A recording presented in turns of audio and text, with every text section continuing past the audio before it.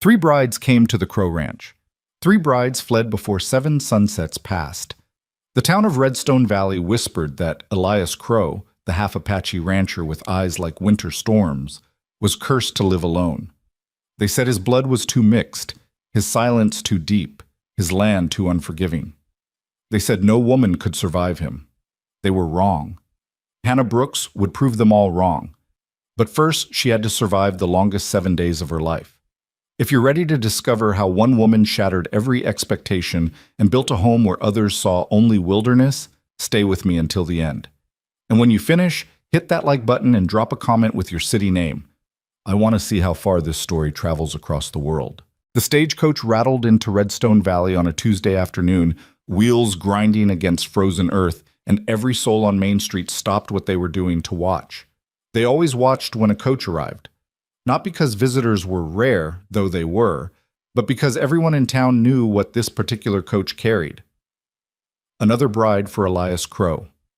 Martha Chen paused mid-sweep outside her boarding house, broom handle gripped tight enough to whiten her knuckles. Sheriff Tom Garrett stepped out from his office, thumbs hooked in his belt, face set in the neutral expression he wore whenever trouble was brewing. Even young Billy Morrison, who'd been hauling water from the well, let his buckets clatter to the ground, sloshing precious water across the dirt. They all remembered the others. Catherine Whitmore had lasted 5 days. She'd arrived in spring, all lace and perfume and dreams of frontier romance, her trunk full of silk dresses meant for parlor entertaining. She'd taken one look at the isolation, the ranch house sitting alone in the valley, mountains rising like teeth on all sides, not another home for 7 miles in any direction, and something inside her had broken quietly. She'd stopped speaking on the 3rd day, started crying on the 4th. On the 5th morning, Elias had driven her back to town himself, her eyes hollow, her hands trembling even in the warm sunshine. Margaret O'Connor had been different. Irish, fiery, determined to make it work through sheer stubbornness. She'd lasted 6 days. Longer than Catherine, but the ending was worse. She'd screamed at Elias on that 6th evening. The whole town heard about it from the ranch hand who'd been in the barn. Called him a savage, a half-breed, a man who didn't deserve a Christian woman. She'd walked the 7 miles back to town in the dark, feet bleeding through her boots, and caught the next stage east without even collecting her belongings. Then came Louise Fletcher, sweet Louise, who everyone thought might actually make it. She'd been a widow, practical and mature, accustomed to hard work. She understood ranching, knew cattle, could cook for a crew of men without batting an eye. She lasted exactly 7 days. On the 8th morning, she was gone. She never told anyone what happened, but Martha Chen had seen her face when she'd taken a room at the boarding house, waiting for the stage. Louise had looked haunted, not frightened, haunted, like she'd seen something that confirmed her worst suspicions about the world. I pity the poor girl, Martha said now, watching the stage driver climb down from his perch. Whoever she is. Maybe she knows what she's getting into, Sheriff Garrett said, though his tone suggested he didn't believe it. Maybe somebody finally told her the truth about Elias Crow. The truth. Martha's laugh was bitter. And what truth would that be, Tom? That his mother was Apache? That his father was a rancher who drank himself to death? That he lives like a ghost out there, hardly speaking, hardly coming to town except for supplies? I mean, the sheriff said carefully, that he's not like other men. And a woman has a right to know that before she steps off a stage and signs her life away. The coach door swung open. The woman who emerged was not what anyone expected. She wasn't young, perhaps 30, maybe older, with the kind of age that spoke of experience rather than freshness. She wasn't beautiful in the conventional sense that the other brides had been, with their carefully arranged curls and painted cheeks. Her hair was dark brown, pulled back in a simple knot, already coming loose from the journey. Her dress was practical gray wool, well made but not fancy, with dust from the trail already clinging to the hem. She carried no parasol, wore no gloves. But it was her face that made people stare. She looked directly at them, all of them. Her gaze swept across Main Street with the assessing quality of someone evaluating a property, not with the nervous excitement or dread of the previous brides. Her eyes, a sharp, clear gray, missed nothing. The shabby storefronts, the watching crowd, the judgment written on every face. "Ma'am," the stage driver said, pulling down a single worn carpet bag and a wooden crate from the roof. You're sure about this? Because I'm heading back through in 3 days and I'm sure, she said. Her voice was level, with a trace of an accent that suggested Kansas or Missouri. Thank you for your concern. She turned to survey the street again, and this time her eyes landed on Sheriff Garrett. She walked toward him with purposeful steps, her bag in one hand, leaving the crate for the driver to manage. I'm looking for the Crow Ranch, she said. I was told someone would meet me here. Up close, Garrett could see the intelligence in her face, the fine lines around her eyes that spoke of laughter and grief both. This was not a desperate woman fleeing scandal or poverty. This was not a foolish girl chasing romance. This was someone who'd made a calculated decision. It disturbed him more than any amount of desperation would have. Ma'am, I'm Sheriff Tom Garrett, and I feel obliged to tell you that 3 women came before me and left? She tilted her head slightly. That Elias Crow is Half-Apache and lives in isolation? That the ranch is remote and the work is hard? Yes, I know all of that. I asked very specific questions before I came, Sheriff. I'm not here under false pretenses. Martha Chen had drifted closer, unable to help herself.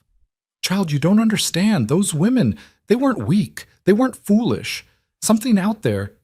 She trailed off, shaking her head. Something frightened them, the woman finished calmly.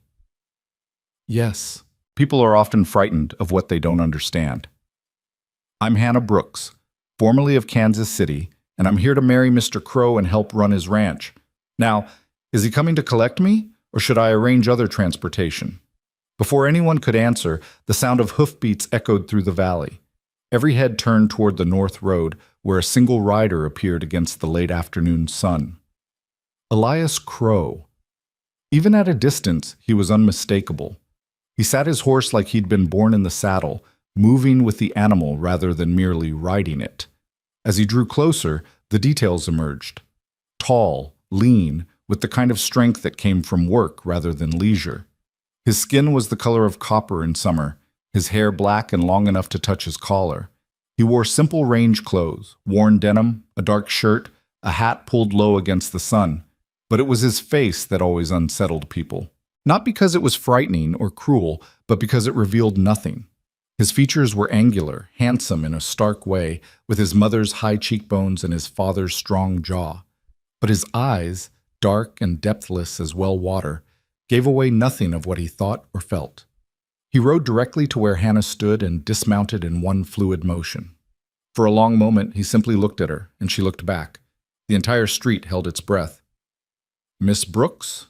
His voice was low, rough from disuse. Not unfriendly, but not warm either. A statement of fact. Mr. Crow? She extended her hand like a man would, firm and direct. Thank you for coming to collect me. He looked at her outstretched hand for a moment. Several people swore later they saw surprise flicker across his face, then shook it once. His hand engulfed hers, calloused and strong. Your trunk? He asked.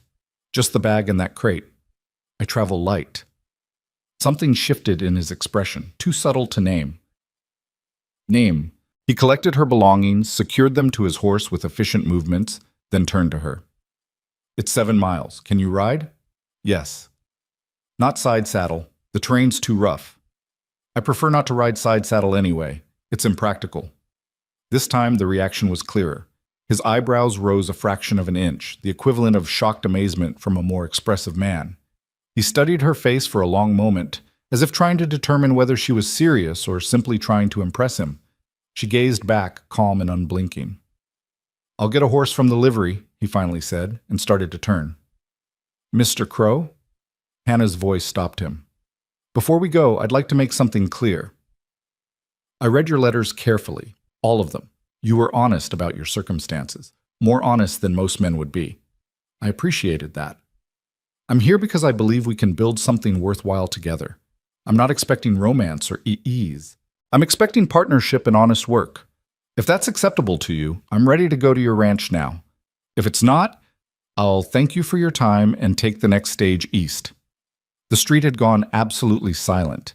Even the wind seemed to pause, waiting. Elias Crow looked at this strange, direct woman who spoke like she was negotiating a business contract rather than discussing marriage. Every other bride had smiled nervously, had tried to be charming, had looked at him with either pity or fear or some combination of both. Hannah Brooks looked at him like he was a man. Just a man. No more, no less. Partnership, he repeated slowly, testing the word. And honest work. Yes. No promises beyond that? None that I can't keep. He nodded once, decisive. I'll get the horse. 20 minutes later, they rode out of Redstone Valley together. Hannah sat her borrowed mount with competent ease, her gray skirts arranged for practicality rather than modesty, her attention on the trail ahead rather than on the town watching them go. Martha Chen stood on the boarding house porch until they disappeared from view. 7 days, she said softly. I give her 7 days. She's different from the others, Billy Morrison said hopefully. He'd developed a romantic streak since turning 16. They were all different, Sheriff Garrett said. Didn't matter in the end. The ride to the ranch passed in near silence, but it wasn't an uncomfortable silence. Elias pointed out landmarks, the lightning-struck pine that marked the property line, the creek that ran year-round, the ridge where mountain lions sometimes denned. Hannah listened and asked occasional questions, practical ones about water sources and grazing ranges. She didn't ask about his mother's people, didn't ask about the previous brides, didn't ask any of the personal questions he'd learned to dread. As they climbed into the higher valley where his ranch sat, the land opened up before them. The house was small but well built, constructed of local timber and stone, with a wide porch facing east to catch the morning sun. The barn was larger, newer, with good strong bones. Beyond that lay corrals, a chicken coop, a root cellar dug into the hillside. It wasn't much, but it was honest, built with his own hands, maintained with care. Hannah reined in her horse and sat for a moment, surveying it all. Elias watched her face, waiting for the disappointment that always came. The realization of how isolated it was, how different from civilization, how utterly alone she would be out here. Good water access, she said finally. The barn placement is smart, protected from north winds. The house faces east for light but has the mountain behind it for shelter. You built this yourself. Most of it had help with the barn raising. It's well done. She dismounted, moving stiffly after the long ride. The previous women, they stayed in the house? Yes. Where did you sleep? The question was so direct it caught him off guard. The barn. Didn't seem right to... We weren't married yet. Practical. She walked toward the house, and he followed, leading both horses. I'll need to see the interior, understand the layout. Then we should discuss the work schedule, division of labor, expectations. You make it sound like a business arrangement. Hannah paused at the porch steps and turned to look at him. Her gray eyes were steady and somehow kind. Mr. Crow, we're strangers who've agreed to bind our lives together for practical reasons. You need help running this ranch. I need security and a place to build a life. That is a business arrangement. If something more develops over time, that's to the good. If it doesn't, we can still be effective partners. But I believe in clarity. It prevents misunderstandings and hurt feelings. Elias tied the horses to the porch rail, his mind working through her words. No woman had ever spoken to him like this before. So plainly, so without artifice or expectation. It was disorienting. Also, he was surprised to find a relief. The others, he said slowly, not looking at her, they came expecting something I couldn't give them. They wanted, I don't know, a different man, a different life. I'm not them. No. He met her eyes. You're not. The house interior was sparse but clean. One main room serving as kitchen and living area with a good stone fireplace. 2 small bedrooms off the back, a washroom added on. The furniture was handmade, sturdy rather than beautiful. No curtains, no decorations, nothing soft or welcoming about it. Hannah walked through each room, opening cupboards, checking the chimney drawer, testing the pump at the kitchen sink. She nodded to herself, making mental notes. You keep it clean, she observed. I was raised to respect my space. By your mother? There it was. The question. But the way she asked it was different, factual, not prying. He could choose to answer or not. Yes, he said. She believed cleanliness was a form of respect, for yourself and for the space that shelters you. A wise woman. Hannah moved to the kitchen area, examining the cook stove, the simple shelves. I'll need to know what supplies you keep on hand, what you usually eat, whether you have dietary restrictions or preferences. I eat what's available. Meat, beans, bread when I make it, coffee. Do you like vegetables? The question was so unexpected he almost laughed. Yes, I like vegetables. Good. I'll plant a kitchen garden come spring, but I'll need to know the growing season here, the frost dates, soil conditions. She turned to face him, and her expression was serious. Mr. Crow, I want to be very clear about something. I didn't come here to be taken care of or protected like some fragile thing. I came here to work. I'm strong, I'm capable, and I pull my weight. If you treat me like a guest or an ornament, I'll leave. Partnership means equals. Can you accept that? Elias stared at her. In the dim interior light, with dust motes drifting around her, this strange woman who'd ridden into his life, making demands and setting boundaries, he felt something he hadn't felt in years. Hope. Miss Brooks, Hannah, if we're going to be married, you should use my name. Hannah. The name felt strange in his mouth, intimate. The others failed because I tried to protect them. I thought if I kept them away from the hard work, if I sheltered them from the difficult parts, they'd be happy. Instead, they felt useless, trapped. They didn't understand the land, didn't understand me, and I kept them too separate to learn. So you learned from your mistakes. She nodded approvingly. That's good. I'll make mistakes too. When I do, tell me directly. Don't let resentment build. Agreed? Agreed? Then let's discuss practicalities. She moved to the rough-hewn table and sat, gesturing for him to join her. How many head of cattle do you run? They talked for 2 hours as the light faded outside. Hannah asked questions, detailed, intelligent questions about the ranch operation, the market for beef, the challenges of the terrain, the seasonal work cycles. Elias found himself answering more fully than he'd intended, even sketching maps in the dust on the table to show her the property boundaries, the best grazing areas, the places where problems occurred. She didn't just listen. She thought. He could see her mind working, making connections, solving problems before they were fully articulated. The North Pasture, she said at one point. You said it floods in spring. Have you considered digging a drainage channel along the western edge? It would take work, but it might reclaim usable land. He paused. I hadn't thought of that. It's just an idea. I don't know the land like you do, but in Kansas, we had similar issues with low-lying fields. As full darkness fell, Elias lit lamps and Hannah unpacked her carpet bag. She'd brought almost nothing personal. Some clothes, a few books, a small wooden box she didn't open. The crate, she explained, contained seeds, basic medicines, some tools she'd thought might be useful.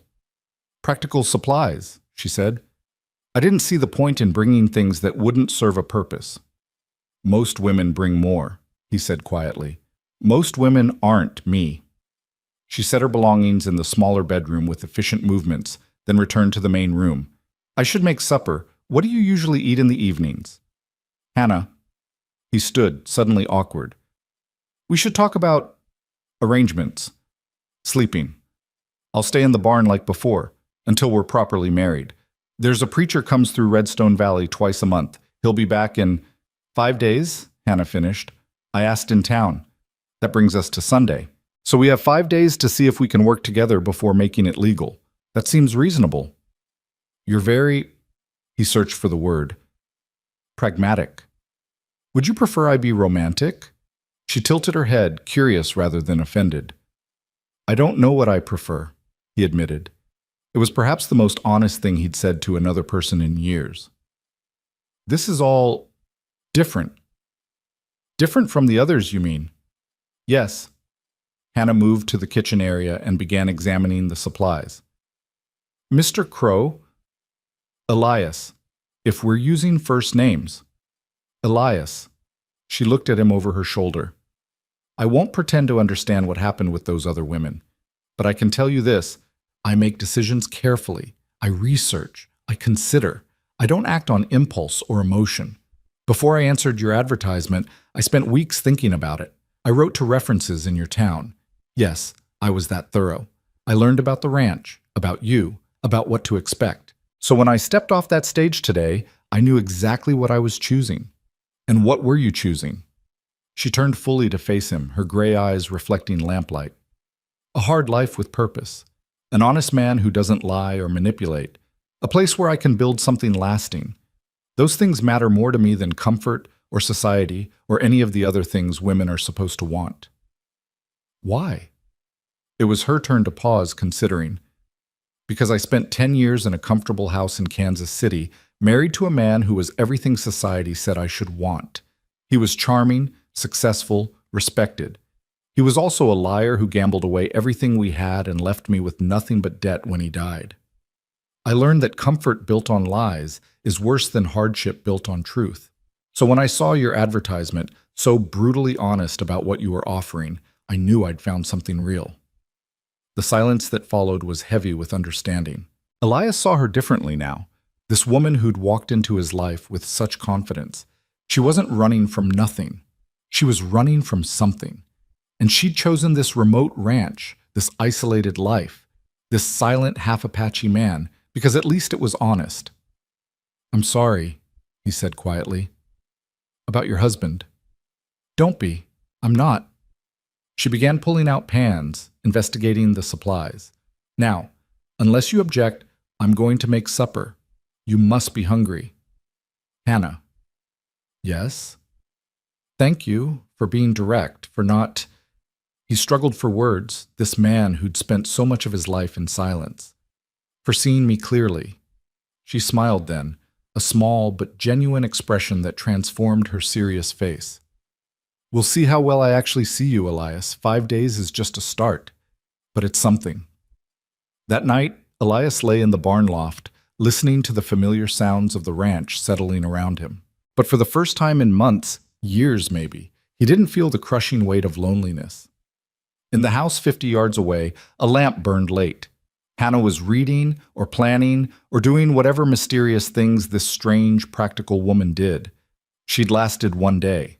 1 day of honesty and clear eyes and direct questions. 1 day of treating him like a partner instead of a puzzle to solve or a danger to fear. 6 more days until the preacher came. 6 more days to see if this fragile possibility could become something real. For the first time since Catherine Whitmore had arrived in spring, Elias Crow allowed himself to hope that maybe, just maybe, someone could actually choose to stay. In the house, Hannah Brooks set down her book and looked around the sparse room that might become her home. She'd meant everything she told Elias. She had chosen this carefully, deliberately, but she hadn't told him the whole truth. She hadn't told him that she was terrified, not of him, not of the isolation, but of failing again, of being not enough again. Her husband's death had freed her from a cage of lies, but it had also destroyed her faith in her own judgment. If she could be so wrong about the charming man she'd married, how could she trust her assessment of this silent rancher? But she'd watched Elias today, watched how he handled his horse, how he maintained his property, how he'd answered her questions with careful honesty, even when that honesty revealed his uncertainties. She'd seen a man who was genuinely trying, who'd learned from his mistakes, who wanted to do right even when he wasn't sure what right looked like. That was something. That was more than she'd had before. 7 days, the town had said. No woman lasted more than 7 days with Elias Crow. Hannah turned down the lamp and settled into the narrow bed. Tomorrow would be day 2, then 5 more after that. And if she made it through all 7, then maybe, just maybe, she could build something here that would last. Outside, the mountain wind whispered through the pines. In the barn, Elias finally drifted into sleep. In the house, Hannah lay awake, planning gardens and work schedules and the careful architecture of a life she hoped to build. The first day had passed. Neither of them knew it yet, but they'd both already survived the hardest part. They'd told the truth. Everything else would be easier, or at least they'd face it honestly. In Redstone Valley, Martha Chen locked up her boarding house and said a quiet prayer for the latest bride. Sheriff Garrett made his evening rounds and wondered how long before he'd see Hannah Brooks again, walking back to town with bleeding feet and haunted eyes. But the ranch was dark and quiet, and the only sound was the wind and the distant call of an owl hunting in the darkness. Day 1 had passed without disaster, without tears, without flight. It was in its own small way a miracle. Tomorrow would bring day 2 and new tests and the slow, careful building of something that might, against all odds and expectations, become trust. The story of Elias and Hannah was just beginning, and unlike the stories that came before, this one might actually have a chance of lasting, if they could both be brave enough to keep telling the truth. Dawn came cold and clear, painting the eastern sky in shades of rose and gold. Hannah woke before first light, a habit ingrained from years of managing a household. She dressed quickly in the chilly bedroom, pulling on the same practical gray wool from yesterday and adding a heavy shawl against the morning cold. Her breath misted in the air as she made her way to the main room where the fireplace held nothing but dead ashes. She had the fire rebuilt and coffee brewing by the time Elias emerged from the barn, his hair damp from washing at the pump, his expression cautious. He stopped in the doorway, surprise evident in the way he went still. "You're up early," he said. "So are you."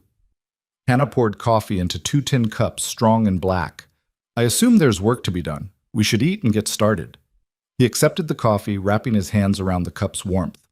"Most people take a day or 2 to settle in, to rest after traveling. I'm not most people. We've established that." She cracked eggs into a pan with efficient movements. "Besides, I want to see the operation, understand what needs doing. Can't be a partner if I don't know the work." Elias watched her move around the kitchen with the ease of someone accustomed to providing for others. The other women had looked lost in this space, overwhelmed by its simplicity or dismayed by its lack of modern conveniences. Catherine had burst into tears when she realized there was no pump inside the house. Margaret had complained bitterly about the primitive conditions. Even Louise had sighed with resignation at what she'd have to work with. Hannah simply worked with what was there. "After breakfast," he said slowly, "I need to check the north fence line. There's been some damage from the early snow, and the cattle need moving to lower pasture before the real winter sets in. I'll come with you. It's a full day's ride, rough terrain.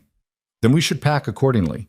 She slid eggs onto 2 plates, added thick slices of bread she'd found in the cupboard.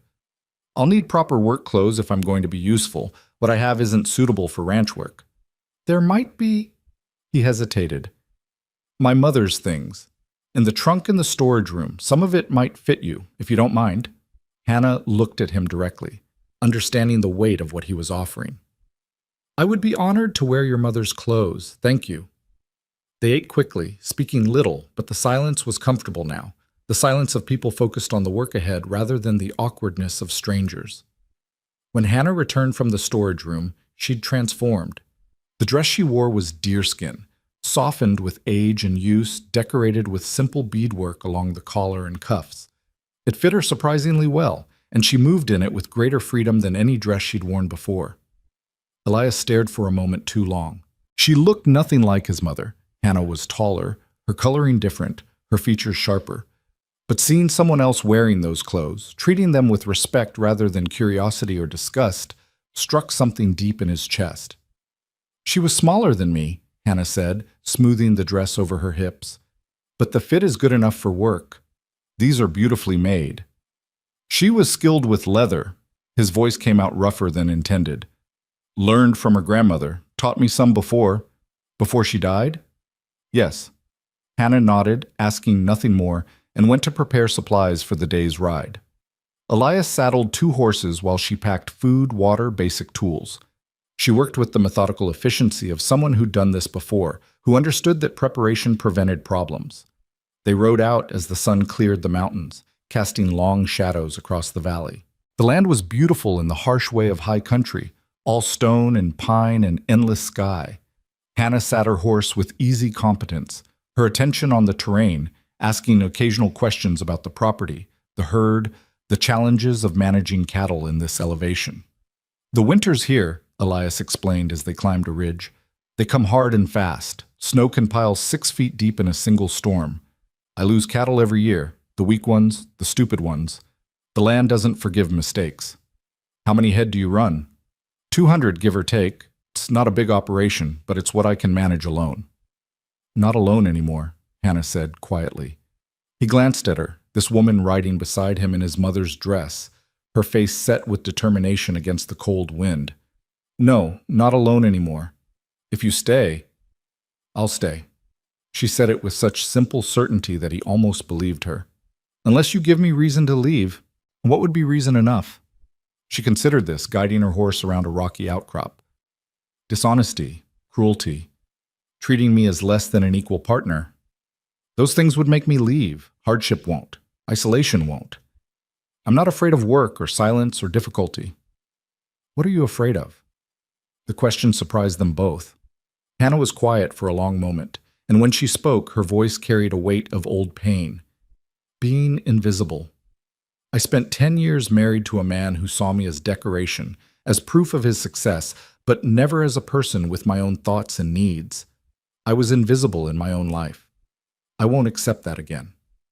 Elias absorbed this, understanding more about her now. I see you, he said. I might not always know what to say or how to act, but I see you. She met his eyes, and something passed between them. Not romance, not yet, but recognition.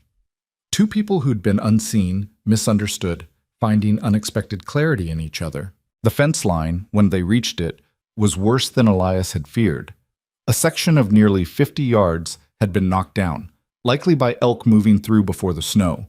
Posts were snapped, wire tangled, and useless. It would take hours to repair, possibly days. Hannah dismounted and surveyed the damage with a practical eye. We'll need new posts. The wire can be salvaged mostly. Do you have supplies back at the ranch? Some. Not enough for all of this. Then we fix what we can today and make a list of what we need. She began gathering the tangled wire, her hands already working despite the cold. Show me how you want it done. They worked side by side through the morning and into the afternoon, Elias showing her how to set posts, how to string wire tight enough to hold, but with enough give to survive winter expansion and contraction. Hannah learned quickly, asking questions when she didn't understand, offering suggestions when she saw ways to improve efficiency. You've done ranch work before, Elias observed as she secured a post with expert twists of wire. Farm work, it's similar enough. My father had land in Missouri before he died. I grew up working it. She wiped sweat from her forehead despite the cold. It's part of why your advertisement appealed to me. I missed the work. City life felt useless. All those hours spent on appearance and social calls and meaningless conversation. At least here, what you do matters. It matters, he agreed. Though sometimes I wonder if anyone else thinks so. The town doesn't trust you. It wasn't a question, and he appreciated her directness. No, they don't trust my blood. My mother's people and my father's people have been at war for generations. Being both makes me neither. Not white enough for the ranchers, not Apache enough for the tribes. Just between. Hannah straightened, studying him in the afternoon light. Being between can mean you understand both sides. That's not weakness. That's wisdom, if you use it right. Most people don't see it that way. Most people are fools. She returned to her work, matter of fact. Their opinions don't run this ranch. Ours do. They finished what they could by late afternoon, making a rough repair that would hold until they could do it properly. As they packed their tools, Elias found himself talking more than he had in months, telling Hannah about the land, the patterns of weather and wildlife, the delicate balance of managing a ranch and country this unforgiving. She listened and absorbed everything, occasionally making observations that showed she was thinking several steps ahead. When they mounted to ride back, he realized the day had passed in what felt like minutes. Working alongside her had been easy, natural. Tomorrow, she said as they rode, we should inventory supplies. Make a comprehensive list of what we need before winter truly sets in. And I want to understand the cattle operation better, how you manage breeding, culling, market timing. You're very focused on the practical aspects. Should I focus on something else? He smiled slightly, a rare expression. No, it's just refreshing. The others wanted to know about feelings, about the future, about things I couldn't answer. You want to know about fence posts and cattle breeding. Feelings and futures are built on fence posts and cattle breeding, Hannah said. Get the foundation right and the rest has a chance. Get it wrong, and all the romantic sentiment in the world won't save you. That night, Hannah cooked a proper supper while Elias tended the animals. When he returned to the house, he found the table set with care. Nothing fancy, but thoughtful. The food was simple but good, seasoned properly, portions generous. They ate together, discussing plans for the next day, falling into a rhythm that felt almost domestic. The town, Hannah said over coffee, expects me to fail, to run like the others. Yes. Does that bother you? Elias considered this. It bothers me that I've given them reason to expect it. 3 times now, I've tried to make this work and failed. At some point, the failure is mine, not theirs. You learned from each one, though. You told me that, and you've changed your approach with me. She set down her cup. So the question is, what specifically made them leave? Really? Not the isolation or the work. What was the actual breaking point? He'd never articulated it before, never really examined it closely. Catherine, he said slowly. She left because I kept her too separate from everything. She spent days alone in this house while I worked, and she felt like a prisoner. Margaret left because she wanted me to be someone I'm not. She thought she could change me, make me more civilized, more white. When I wouldn't pretend to be something else, she got angry. And Louise? He paused, remembering. Louise had been different. Louise had almost made it. Louise left because she was afraid, he finished. Not of me exactly, but of what being with me would mean. The town's judgment, the isolation from other white people, the reality of building a life with someone who would never fully belong anywhere. It was one thing to accept it in theory. Living it was different. Hannah absorbed this, her gray eyes thoughtful. So Catherine needed purpose. Margaret needed acceptance of who you are, and Louise needed courage to live outside society's approval. I suppose that's accurate. And you think I might lack one of those things too? I don't know what you lack, he admitted. You seem complete somehow, self-sufficient. It makes me wonder what you actually need from this arrangement. She stood and began clearing dishes, her movements deliberate. I need what I told you, security, purpose, honesty. But I also need... She paused at the wash basin, hands still. I need to know that my contributions matter, that I'm building something lasting, not just maintaining someone else's vision. I need partnership, Elias, real partnership. Not just help with chores, but actual say in how this place runs. You'll have that. Will I? Because that's frightening for most men. Sharing control, sharing decisions, admitting they don't have all the answers. He came to stand beside her, taking up a cloth to dry as she washed. I've been alone for 5 years, running this place myself, making every decision, carrying every burden. It's exhausting. The idea of sharing that weight, it's not frightening, it's relief. She glanced at him sidelong. You might feel differently when I make decisions you disagree with. Then we'll argue about it and find a solution that works for both of us. That's what partners do. A smile ghosted across her face. You have more faith in that process than I do. Arguments in my marriage meant days of cold silence and eventual capitulation on my part. I'm not your first husband. No, she said softly. You're not. They finished the dishes in companionable silence. Then Hannah excused herself to read while Elias checked the animals one final time before bed. When he returned, he found her at the table with a ledger she'd discovered in the storage room, making notes about supplies and costs with careful precision. You're doing my books? He asked, surprised. You said partnership. Books are part of running a ranch. I'm good with numbers. I managed my father's accounts before he died, and my husband's too before I realized he was hiding debts. She tapped the pencil against the page. Your record keeping is adequate, but could be more detailed. If we track expenses and income more carefully, we can identify patterns, make better decisions about when to buy and sell. Elias pulled up a chair beside her, looking at the neat columns she'd started creating. I've never been good at this part. Numbers on paper don't make sense to me the way land and cattle do. Then that's something I bring to the partnership. Everyone has strengths. She showed him what she'd started organizing, explaining her system with patient clarity. He found himself leaning closer, caught not just by the information, but by the way she thought, logical, thorough, always several steps ahead.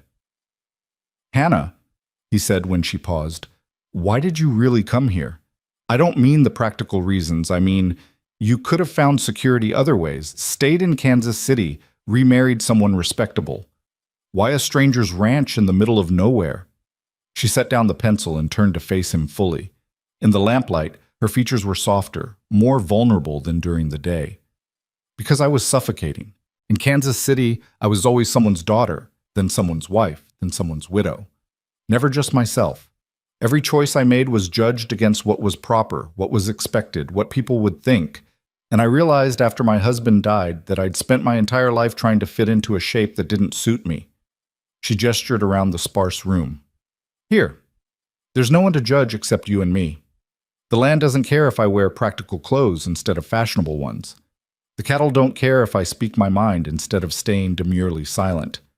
I can be useful, genuinely useful, in ways that matter. That's worth more than any amount of comfort or respectability." "You're running away," he said, but not unkindly. "I'm running towards something. There's a difference." She met his eyes steadily. "Aren't you doing the same? You could have sold this place, moved somewhere people don't know your history, started fresh. But you stay here, working land that connects you to both parts of your heritage, refusing to pretend to be something simpler." He'd never thought of it that way. "I stay because this is mine. I built it. It matters." "Exactly. And I came because I wanted something that's mine too, that I build, that matters." The moment stretched between them, weighted with understanding. They were both refugees in their own ways, seeking something authentic in a world that demanded they be false. "Day 2, Hannah said finally, breaking the spell. 5 more until the preacher comes. Still sure about this?" "Are you?" She smiled, and this time it reached her eyes. "Ask me again after we finish the fence line, and the supply inventory, and the cattle move, and whatever other disasters the next few days bring. That's not a yes. It's not a no either. It's honest uncertainty, which is better than false promises." Elias laughed, an actual laugh, rusty from disuse but genuine. "You're a strange woman, Hannah Brooks. And you're a strange man, Elias Crow. We'll either be strange together or strange separately. Time will tell." He stood, preparing to head to the barn for the night. "Thank you, for today, for not pretending to be something you're not." "Thank you for the same." After he left, Hannah sat alone in the quiet house, listening to the wind outside and the settling sounds of the structure around her. Day 2 had passed. She'd worked hard, learned much, found unexpected ease in Elias's company. But she was also exhausted in ways that had nothing to do with physical labor. Being honest was harder than she'd expected. Showing herself clearly, without the protective coloring of social niceties and expected behaviors, left her feeling exposed, vulnerable. Every conversation with Elias required her to dig deeper, to articulate things she'd barely admitted to herself. But it also felt right, clean, like washing away years of accumulated pretense and finding solid ground underneath. She thought about the 3 women who'd come before her, each failing in their own way. She understood them better now. Catherine, isolated and purposeless. Margaret, unable to accept Elias as he was. Louise, lacking the courage to live outside conventional approval. Hannah had purpose. The ranch work engaged her completely. She accepted Elias, found his mixed heritage interesting rather than problematic. But courage? That was still uncertain. Could she really sustain this isolated life, year after year, cut off from everything familiar? Could she weather the town's judgment, the inevitable hardships, the slow accumulation of difficult days? She didn't know. But she was willing to try, and for now that would have to be enough. In the barn, Elias lay awake, his mind churning through the day's events. Working with Hannah had felt natural in a way he hadn't anticipated. She didn't just accept his direction, she contributed, questioned, improved. When she'd suggested a better way to secure one of the fence posts, he'd listened and implemented her idea, and it had worked better than his original plan. No one had ever done that before. Improved on his methods, made him better at his own work. He thought about her question. What was he afraid of? He hadn't answered honestly. The truth was, he was afraid of hope. Hope had failed him 3 times already, and each failure had carved something out of him, left him more hollow. With Catherine, he'd hoped for companionship. With Margaret, he'd hoped for acceptance. With Louise, he'd hoped for understanding. Hannah offered none of those things explicitly. She offered only partnership, work, honesty. Somehow, that felt more sustainable. Lower risk. If you didn't hope for everything, maybe you wouldn't be destroyed when it didn't materialize. But despite his attempts at caution, he felt hope anyway. Dangerous, fragile hope that maybe this time would be different. That maybe Hannah's directness and strength and peculiar way of seeing the world clearly would be enough. 5 more days. Then the decision would be real, legal, binding. He wondered if either of them would have the courage to follow through. The next morning dawned gray and heavy with the promise of snow.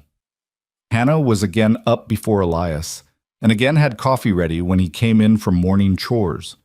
They fell into an easy routine: breakfast, planning the day's work, dividing tasks. "I want to see the cattle today," Hannah said. "Understand the herd composition, identify problems, see how they're managing with the cold."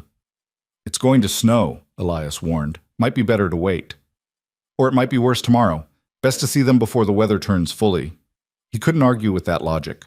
They rode out together, and Hannah proved her competence once more. She evaluated the cattle with a practiced eye, noting which animals looked strong and which showed signs of struggle, asking detailed questions about breeding decisions, winter feeding strategies, market timing. "That cow there," she pointed to a rangy red animal. "She's older but still producing good calves. But see how her hips are? She'll have trouble with another pregnancy. Better to cull her this season while she still has value." Elias looked at the cow with new eyes. Hannah was right. He'd kept the animal out of sentiment, knowing she was one of his best producers, but sentiment didn't feed cattle through winter.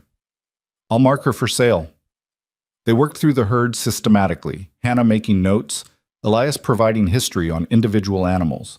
The snow started around midday, light at first but building steadily. By the time they turned for home, it was falling thick and fast, visibility dropping. "This is going to be bad," Elias said, reading the storm in ways Hannah was still learning. "We need to get back." They pushed the horses hard, racing the weather. By the time they reached the ranch, snow was already accumulating, the wind driving it sideways. They worked together to secure the animals, bringing the horses into the barn, checking that the cattle had shelter, closing up the chicken coop. "Inside," Elias ordered when the worst was done. "We'll be snowed in for a while. Need to make sure we have everything we need." In the house, Hannah built up the fire while Elias checked supplies. The storm intensified through the afternoon, wind howling around the house, snow piling against the windows. They couldn't see 10 feet beyond the porch. 3 days, Elias said, watching the storm. "Maybe 4. This won't blow through quickly. So we're trapped together." Hannah said it lightly, but there was tension underneath. Being alone together in the house was different from working side by side outdoors. More intimate, more uncertain. "I can stay in the barn if you'd prefer." "Don't be ridiculous. You'll freeze. We're adults. We can share a house without impropriety." But as evening fell and the storm showed no signs of weakening, the small house seemed to shrink around them. Hannah cooked supper while Elias mended tack by lamplight, both acutely aware of the other's presence. Conversation came in fits and starts, comfortable moments broken by awkward silences. After supper, Hannah brought out a deck of cards. "Do you play?" "Some. My mother taught me." They played simple games at first, then Hannah taught him more complex ones, her competitive streak showing through. Elias found himself relaxing, even laughing when she won a particularly close hand through clever strategy. "You're ruthless," he observed. "Only at cards. In life, I try to be fair." "But you play to win." "Always. What's the point of playing otherwise?"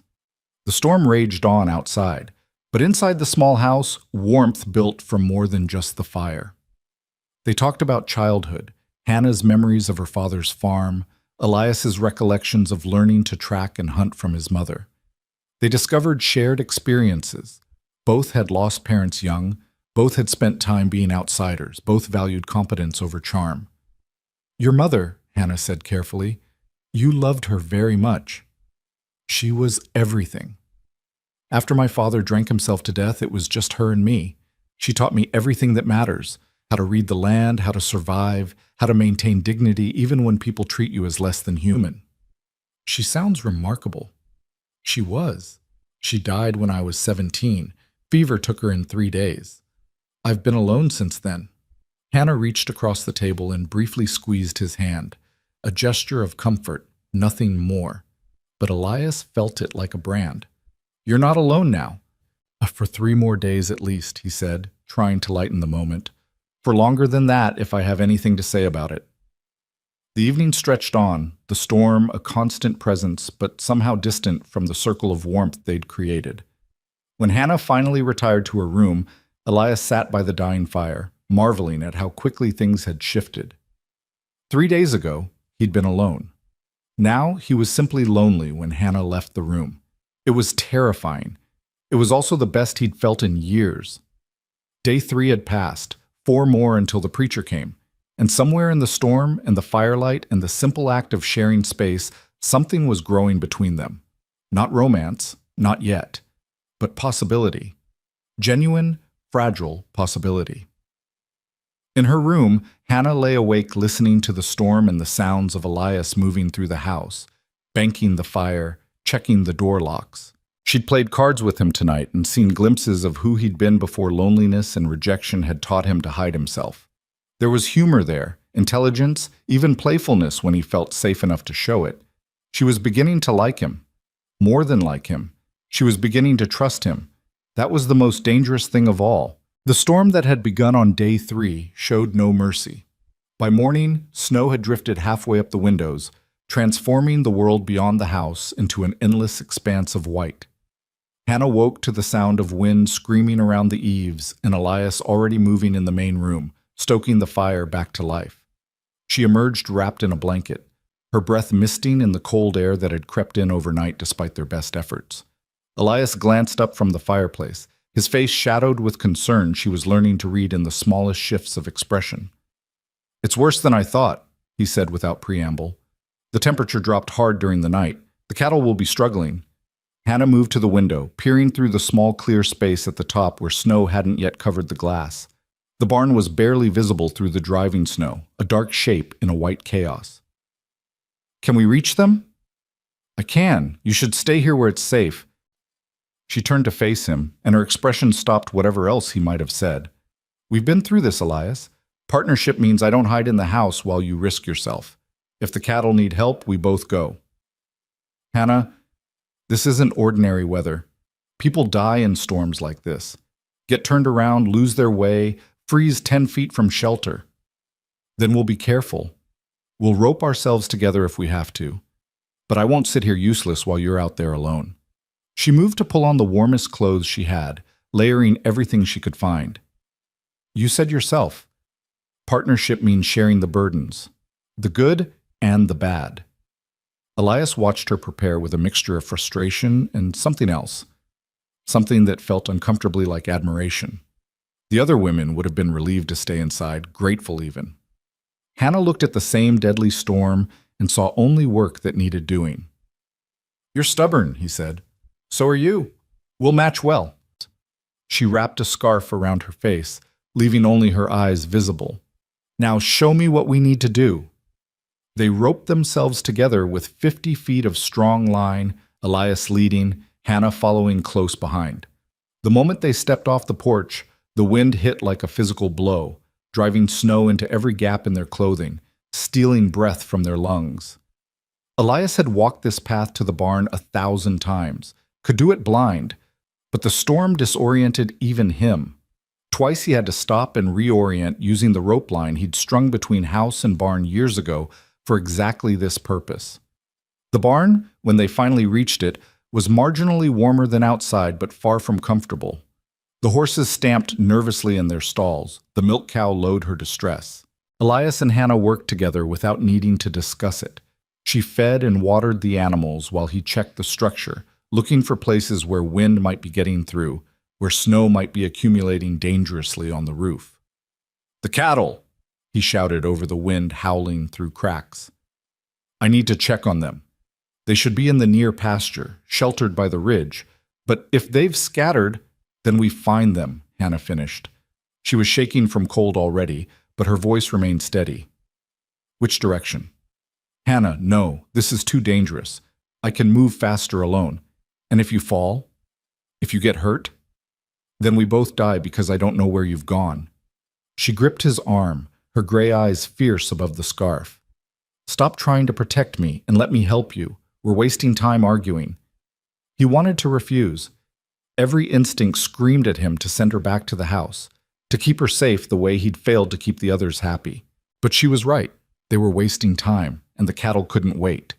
More than that, the set of her shoulders, the determination in her eyes, told him she wouldn't obey even if he ordered it. Stay close, he finally said. If I tell you to do something, you do it immediately. No questions. Agreed? Agreed. They ventured out into the full fury of the storm, leaving the relative shelter of the barn. Elias knew these pastures like he knew his own hands, but the snow had transformed everything into alien landscape. Familiar landmarks disappeared.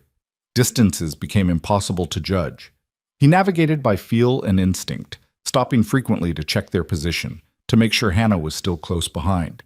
They found the first dead cow within 20 minutes, a young heifer who'd gotten separated from the herd, tried to shelter behind a boulder, and simply frozen. Hannah stared at the snow-covered carcass for a long moment, and Elias waited for her reaction. Tears, maybe, or revulsion, or the kind of sentimental grief that city people felt about livestock. Instead, she bent down and checked the brand, then looked up at him. Number 47, she's in your records. I'll mark her as lost when we get back. The practicality of it, the immediate acceptance and move forward, struck him harder than any amount of crying would have. She understood, not just intellectually, but bone deep, that this was the reality of ranching in hard country. Animals died. You mourned the loss of value and moved on. They found the main herd huddled in the lee of the ridge, as Elias had hoped, but conditions were bad and getting worse. Snow had piled in drifts that trapped several animals. Others stood with their heads down, frost forming on their muzzles, their body heat melting snow that then refroze into dangerous ice. We need to move them, Elias shouted over the wind. Get them closer to the barn, into the near paddock where we can manage them better. It was brutal work. The cattle, already stressed and cold, didn't want to move. Elias and Hannah worked from opposite sides, using voice and presence to push the herd in the right direction. Hannah proved herself again, reading the animal's behavior, knowing when to push and when to hold back, never panicking when a steer broke from the group or a cow turned aggressive from fear. They worked for hours, or what felt like hours. Time lost meaning in the storm. The world narrowed to the next animal, the next few feet of progress, the constant battle against wind and cold, and the cattle's stubborn resistance. Hannah fell twice, going down hard in deep drifts, but each time she struggled back up without complaint, without asking for help, simply continuing the work. By the time they got the herd secured in the near paddock, both of them were beyond exhausted. Elias's face was raw from windburn, his hands numb despite heavy gloves. Hannah moved with the stiff carefulness of someone whose body had gone past its limits and now ran on will alone. Inside, Elias ordered, his voice hoarse from shouting over the wind. We've done what we can. Getting back to the house was its own nightmare. The wind had shifted, making the familiar path treacherous. Elias had to stop multiple times to regain his bearings, and once, just once, he felt real fear cut through the exhaustion. If he got them lost, if he led them away from the house instead of toward it, they could die within sight of shelter. But Hannah's hand found his in the white chaos, squeezed once. Whether giving reassurance or seeking it, he couldn't tell. And somehow that helped him focus. He found the guide rope, followed it hand over hand, and finally felt the blessed solidity of the porch steps beneath his feet. They stumbled inside, and Elias slammed the door against the wind, shutting out the storm's fury. For a moment, they simply stood in the main room, dripping, melting snow, too exhausted even to remove their outer layers. Then Hannah started to laugh. It was a wild, slightly hysterical sound, but there was genuine mirth in it too.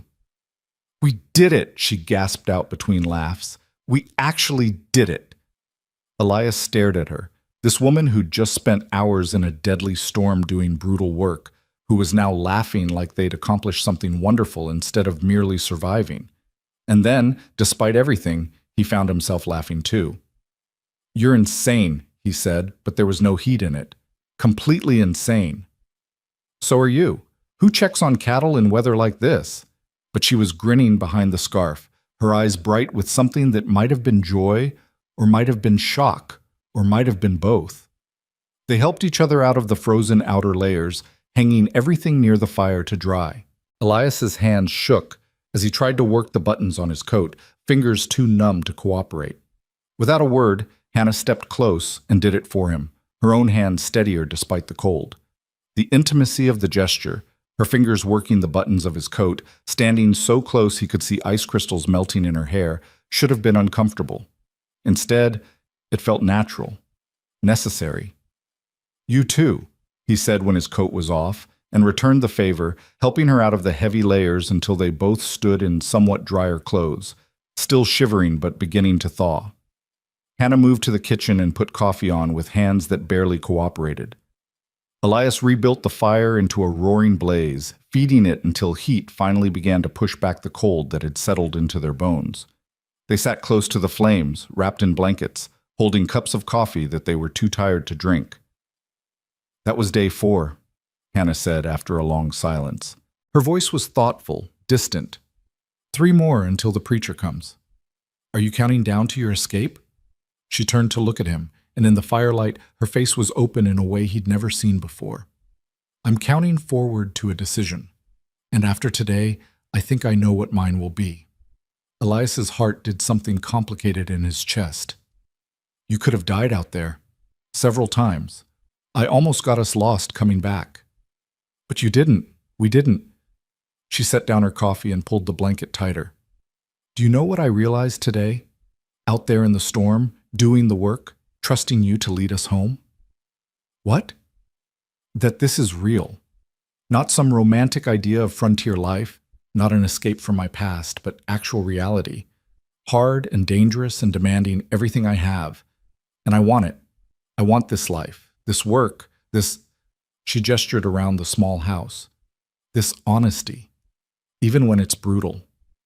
Most people would call that foolish. Most people spend their lives being comfortable and wondering why they feel empty."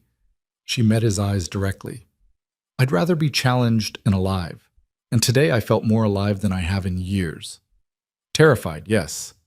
Exhausted, absolutely. But alive." Elias wanted to say something meaningful, something that matched the weight of her confession, but words failed him. Instead, he reached out and took her hand, still cold, roughened from work, the hand of a partner rather than a lady, and held it. "I'm glad you stayed," he said simply. "Glad you came out there with me. I couldn't have moved the herd alone." "Partnership," Hannah said softly. "Sharing the burdens.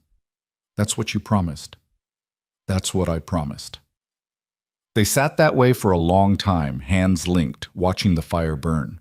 Outside, the storm continued its assault, but inside, something had shifted. Some barrier had come down. They'd faced death together and survived, worked past their limits together and succeeded. Words like mail-order bride and stranger seemed laughably inadequate for what they'd become to each other. Eventually, Hannah stirred. "I should make food. We need to eat, keep our strength up." "I'll help." They moved around the kitchen together, their earlier ease now deepened by shared experience. Hannah's movements were still stiff from the cold and exertion, and once she stumbled, catching herself on the counter. Elias was there instantly, steadying her, and she leaned into his strength without hesitation or self-consciousness. "Thank you," she murmured. "For what?" "For trusting me today. For letting me be useful instead of protected. For treating me like I'm capable even when it's dangerous." "Hannah, you proved you're capable. I just followed your lead on that." She smiled, tired but genuine. "We proved we work well together. That's more important than individual capability." They ate in companionable silence, both too exhausted for much conversation. The storm showed no signs of abating. If anything, it seemed to be intensifying, the wind finding new ways to howl through cracks they'd never noticed before. After supper, Elias went around the house checking every possible opening, stuffing rags into gaps, doing everything he could to keep the deadly cold at bay.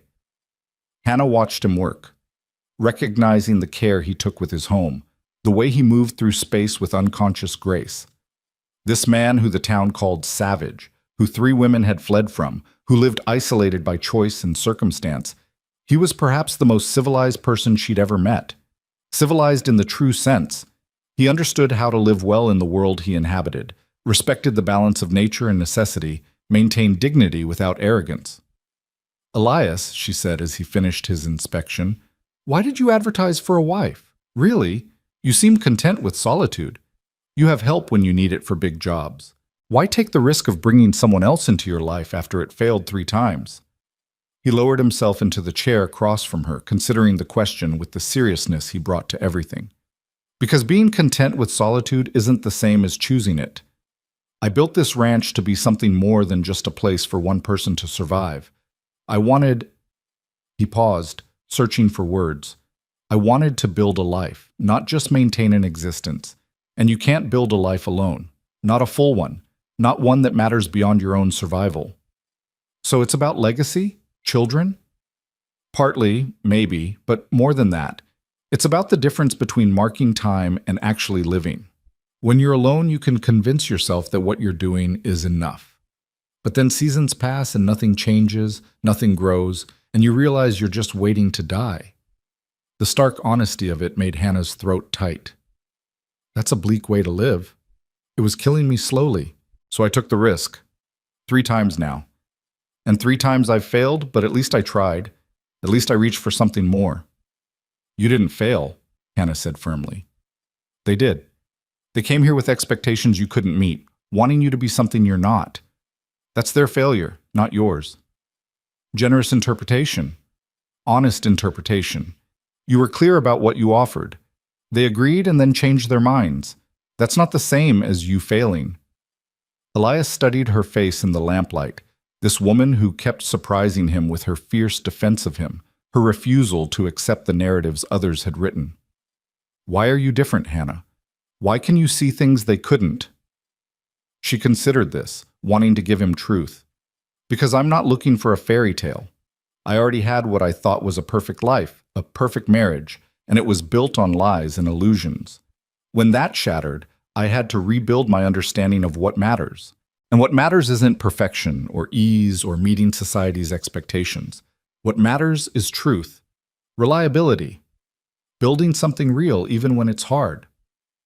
"You found all that in an advertisement from a Half-Apache rancher?" "I found the possibility of it. You wrote an honest letter about a difficult life. Most men would have lied, made it sound better than it is. You didn't. That honesty was worth more than any amount of polish or charm." "I'm not charming," he said, a hint of humor in his voice. "No, you're not. But you're real. And after years of charm that mask cruelty and lies, real is infinitely more valuable." The storm battered the house through the night, testing every nail and board. Elias and Hannah took turns keeping the fire high, neither trusting the night's brutal cold. During Hannah's watch, around 3 in the morning, she heard something crack outside, sharp and loud even over the wind. She moved to the window and saw in the pre-dawn darkness that a tree branch had broken, falling dangerously close to the barn. She woke Elias immediately. "The barn! There's damage." He was up instantly, pulling on his coat before he was fully awake. Hannah was already dressed, ready to go with him. This time, he didn't argue. They went out together into the screaming darkness, fought their way to the barn, and found that the fallen branch had indeed damaged part of the roof. Snow was already beginning to accumulate inside, and the animals were panicked. Working by lantern light in the freezing dark, they shored up the damage as best they could, moving the animals to the undamaged section, creating a temporary barrier against the worst of the weather. It took 2 hours of brutal work, every movement a battle against cold that wanted to steal the life from their limbs. Back in the house, finally, as gray dawn light began to penetrate the storm, they collapsed near the fire.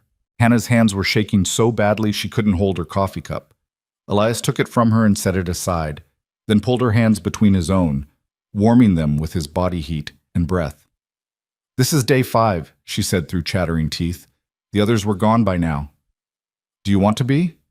She met his eyes, and something passed between them that had nothing to do with words.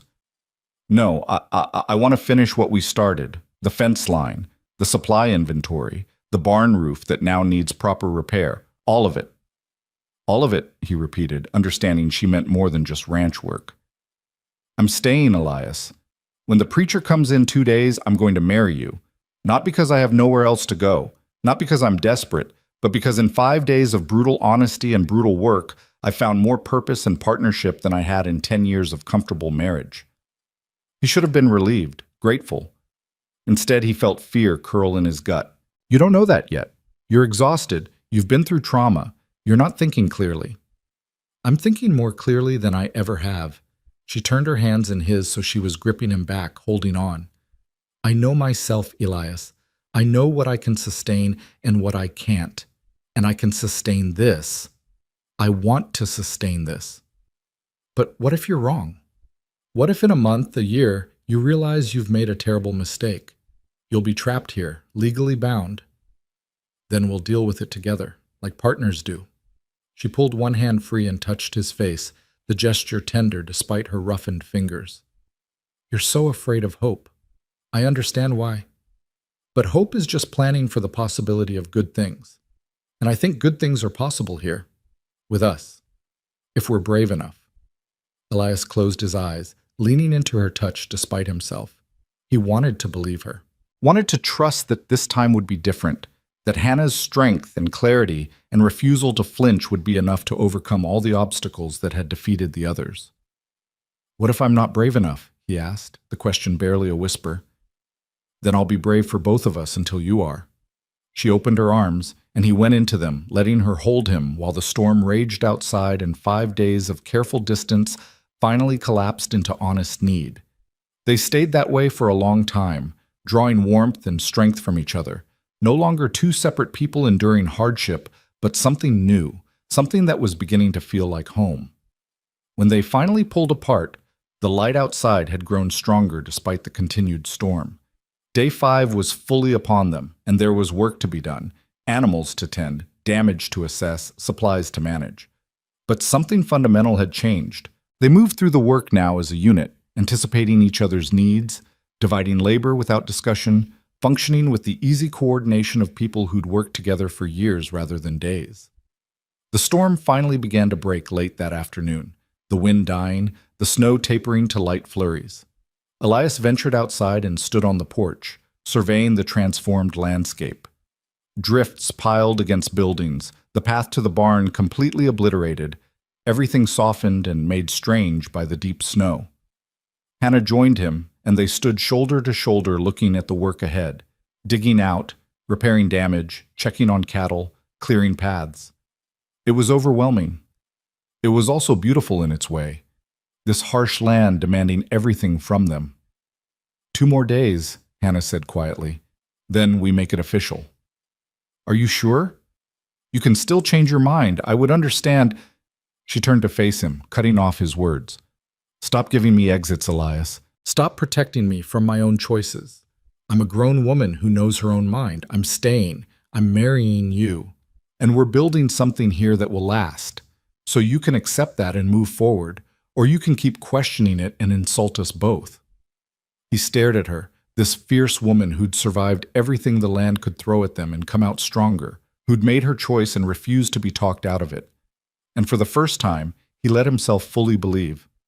Partnership, he said. Partnership, she agreed. And honest work. Always. He took her hand, lacing their cold fingers together. Then let's get married on Sunday, build this life we're planning, and see where it takes us. Hannah smiled, and it transformed her entire face. Now you're understanding. Took you long enough. They went back inside as darkness fell on day 5, and Elias realized something profound had happened. He'd stopped thinking of Hannah as a stranger, a temporary presence, a risk that might fail.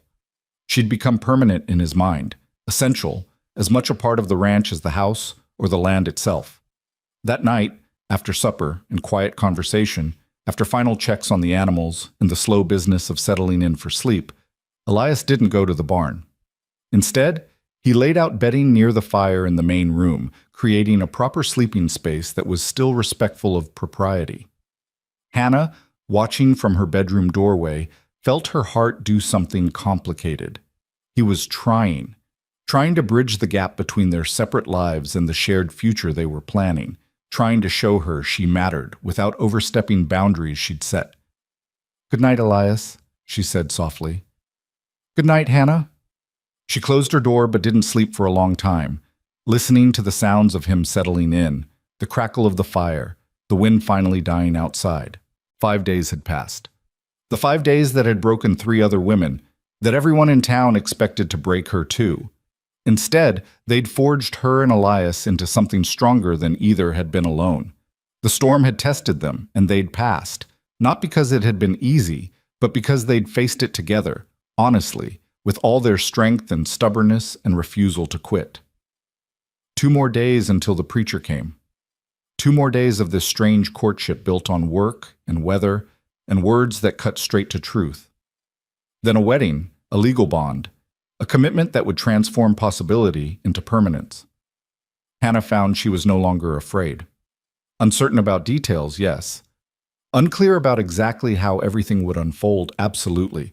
But the deep terror that had plagued her earlier, that she'd made a terrible mistake, that she was repeating old patterns, that she'd end up invisible and diminished again, that was gone. She'd been seen, truly seen, by a man who valued her strength more than her softness, her competence more than her charm, her honesty more than her compliance. That was worth building on, worth betting her future on.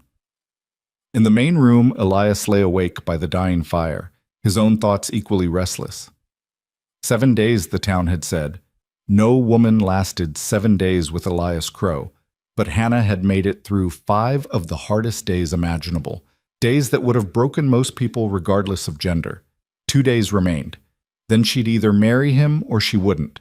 Either way, she'd already changed him, shown him what partnership could actually mean, given him hope again when he'd thought he'd used it all up. The house settled around them, warm despite the cold outside, secure despite the storm's battering. 2 people, soon to be 1 family, building something real in hard country. It wasn't the story anyone in Redstone Valley expected.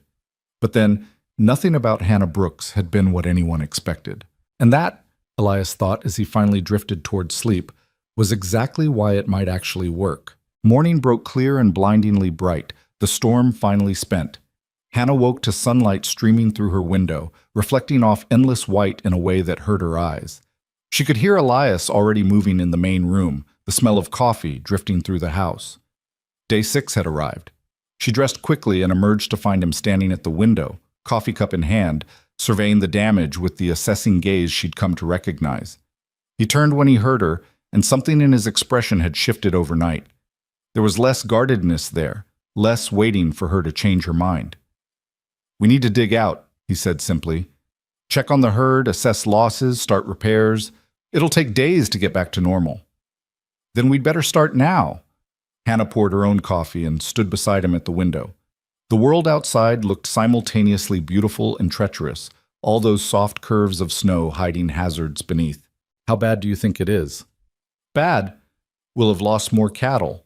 The barn roof needs proper fixing before the next storm.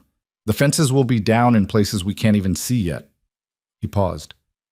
"It's going to be hard work." "Good thing there are 2 of us then." He glanced at her, and a small smile tugged at the corner of his mouth. "Good thing."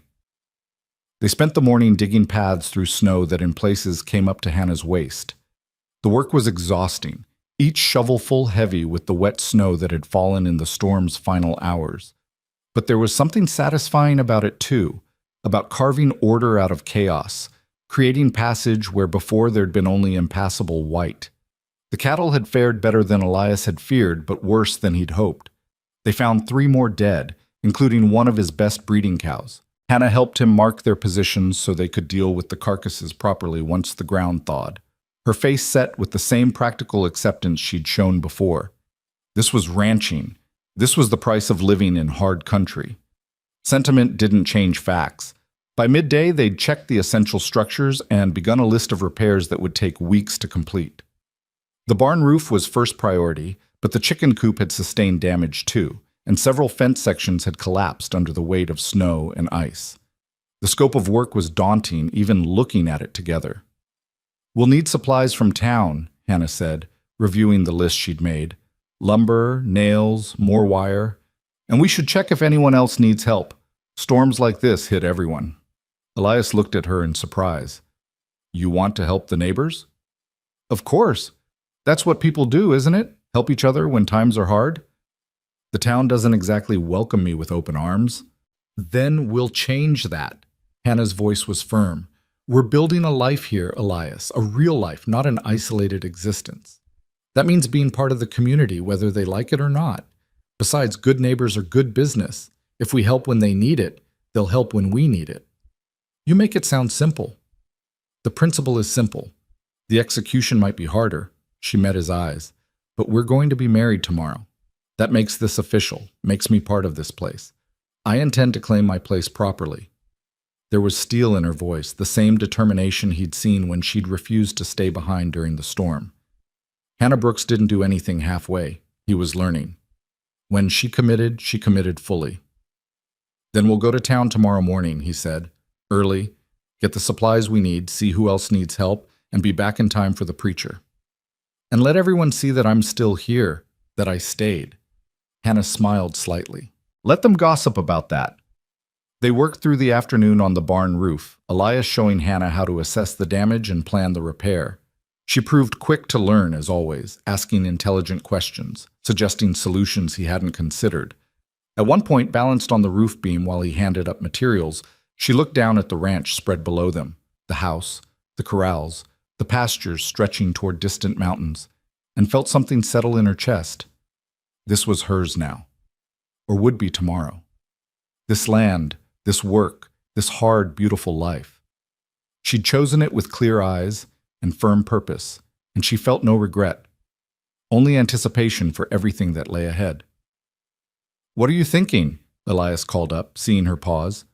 That it's beautiful, brutal and demanding, but beautiful. She looked down at him, backlit by afternoon sun, and that I'm glad I'm here to see it. Something in his face softened. I'm glad you're here too. They finished the immediate repair work as the sun began its descent toward the mountains, painting the snow in shades of gold and rose. Back in the house, they fell into the evening routine that had become familiar over 6 days, Hannah cooking while Elias tended animals, both moving with the easy coordination of much longer partnership.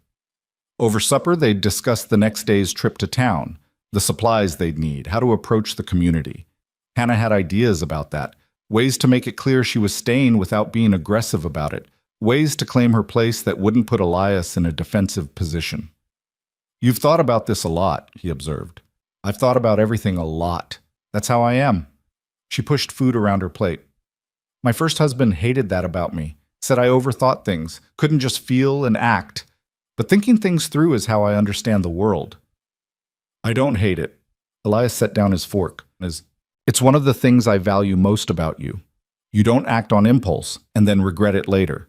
You consider, you plan, you commit with full knowledge of what you're choosing. Is that your way of saying you trust my judgment? It's my way of saying I trust you, period. The weight of that simple statement hung in the air between them. Trust was the foundation everything else would be built on, and they both knew it. Hannah reached across the table and took his hand, the gesture becoming familiar now, comfortable. I trust you too, she said quietly. I know that's not easy for either of us, but I do.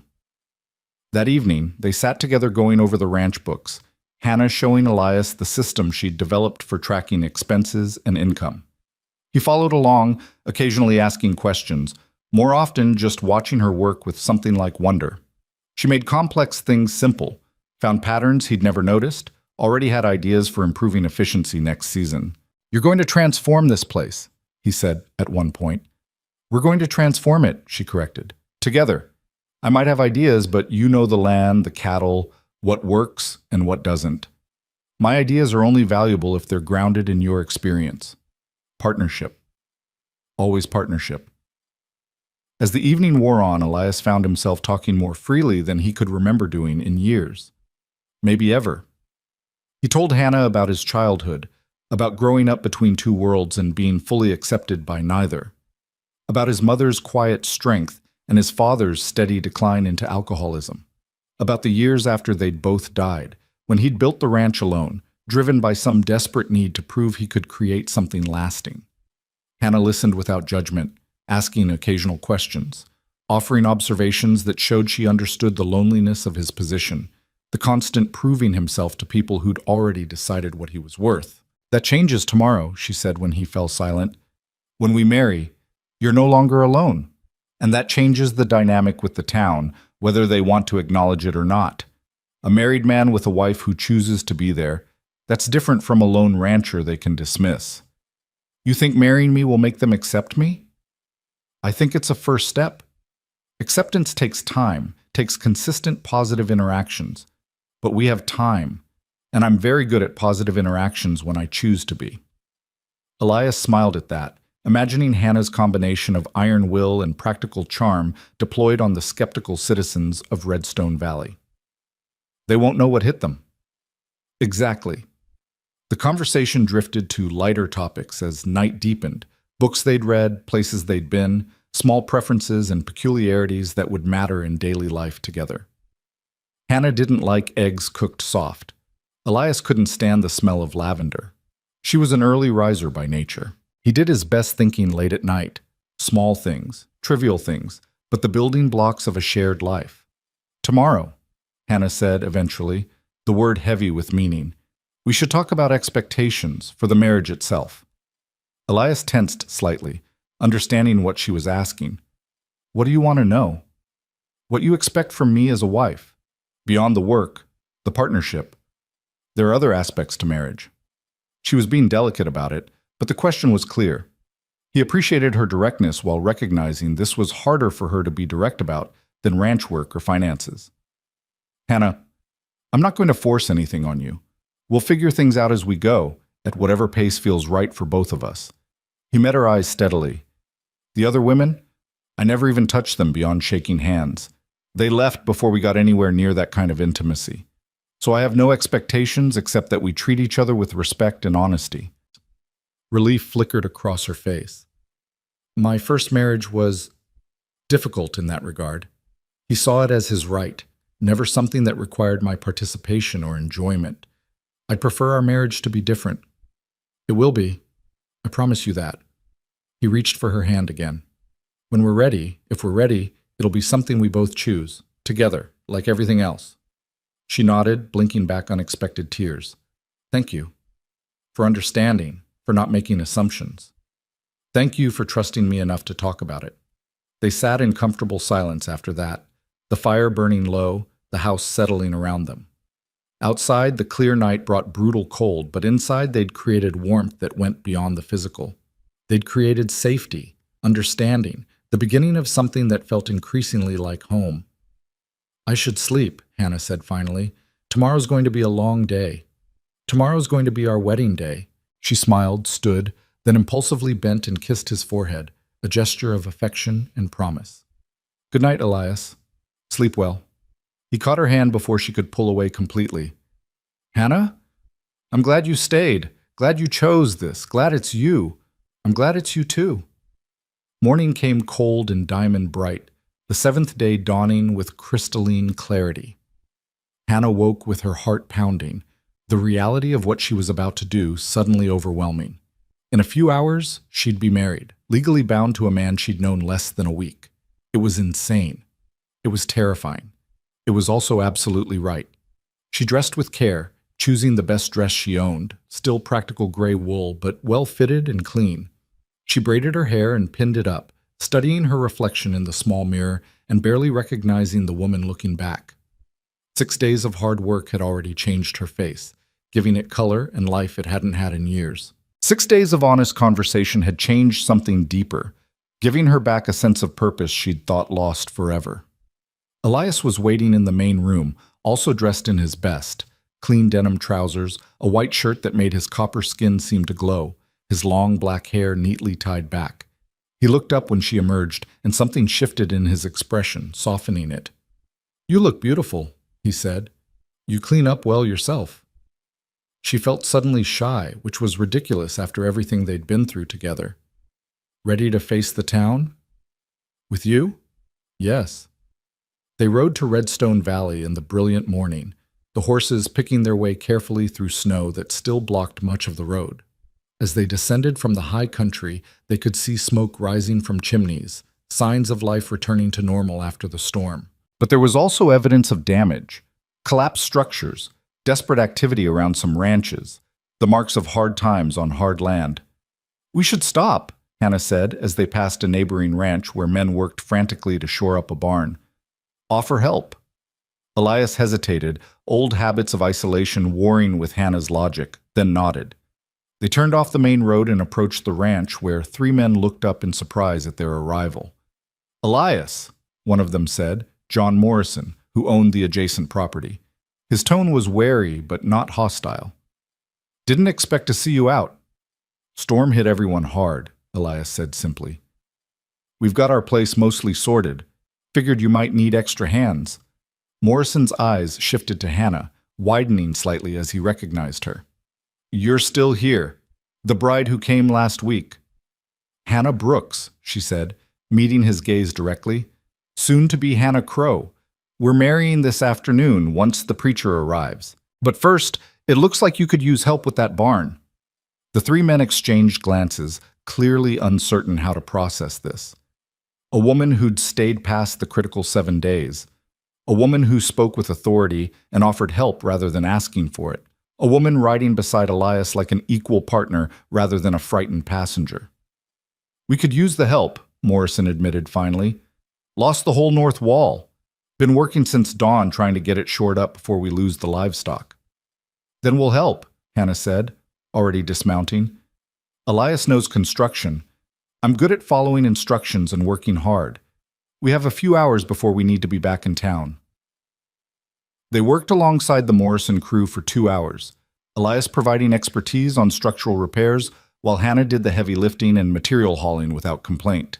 The men watched her covertly at first, clearly amazed by her competence and stamina, then gradually accepted her presence as they would any capable worker. By the time they finished the emergency repairs, Morrison's attitude had shifted noticeably. "Appreciate the help," he said, shaking Elias's hand with something approaching genuine warmth. "Wouldn't have gotten it done without you both.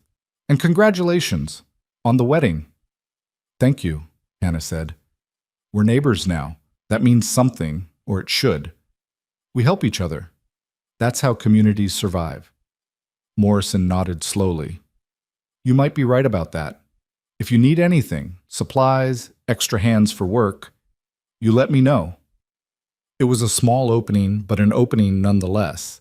As they rode toward town, Elias was quiet, processing what had just happened. "You did that deliberately," he said finally. "Of course I did.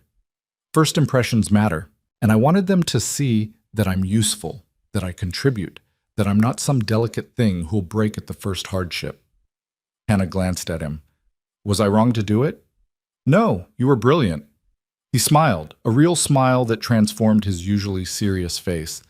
"You claimed your place. Our place. Without asking permission or waiting for acceptance. You just took it. That's how it works. You can't wait for people to invite you to belong. You have to show them you already do." Redstone Valley came into view, and Hannah felt her stomach tighten with nerves. This was different from helping at a ranch. This was walking into the town that had watched 3 women flee, walking in as the one who stayed, claiming her position publicly. They rode down Main Street at mid-morning, and activity stopped just as it had a week ago. People emerged from shops and houses, drawn by the sight of Elias Crow and his bride, still there, still together, on their wedding day. Sheriff Garrett stepped out of his office, his expression complicated. Martha Chen appeared on the boarding house porch, surprise evident on her weathered face.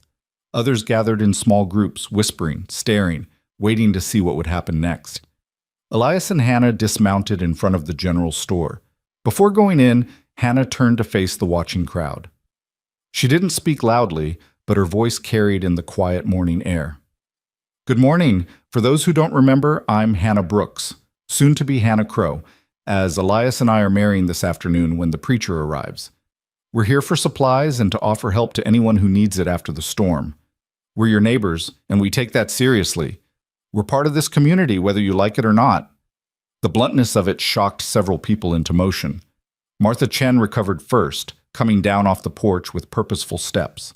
"Child, you actually stayed," she said, and there was respect in her voice now rather than pity. "Through that storm, too. How bad was it up at the ranch?" "Bad enough. Lost some cattle, damaged buildings, but we managed." Hannah met the older woman's eyes steadily. "We managed together. As partners." Martha's gaze shifted to Elias, assessing him with new eyes. "You brought her back to help Morrison. Heard about it from his boy who wrote in earlier. That was good of you both." "Neighbors help neighbors," Hannah said simply. "That's how it should work." Others were drifting closer now, curiosity overcoming hesitation. Sheriff Garrett approached, tipping his hat to Hannah. "Miss Brooks, congratulations on your upcoming nuptials and on surviving your first week in high country during a storm." There was a question in his tone, an invitation to explain how she'd managed what others hadn't. "Sheriff Garrett," Hannah acknowledged. "It wasn't survival. It was work. Good, hard, necessary work. The kind that builds something worth having."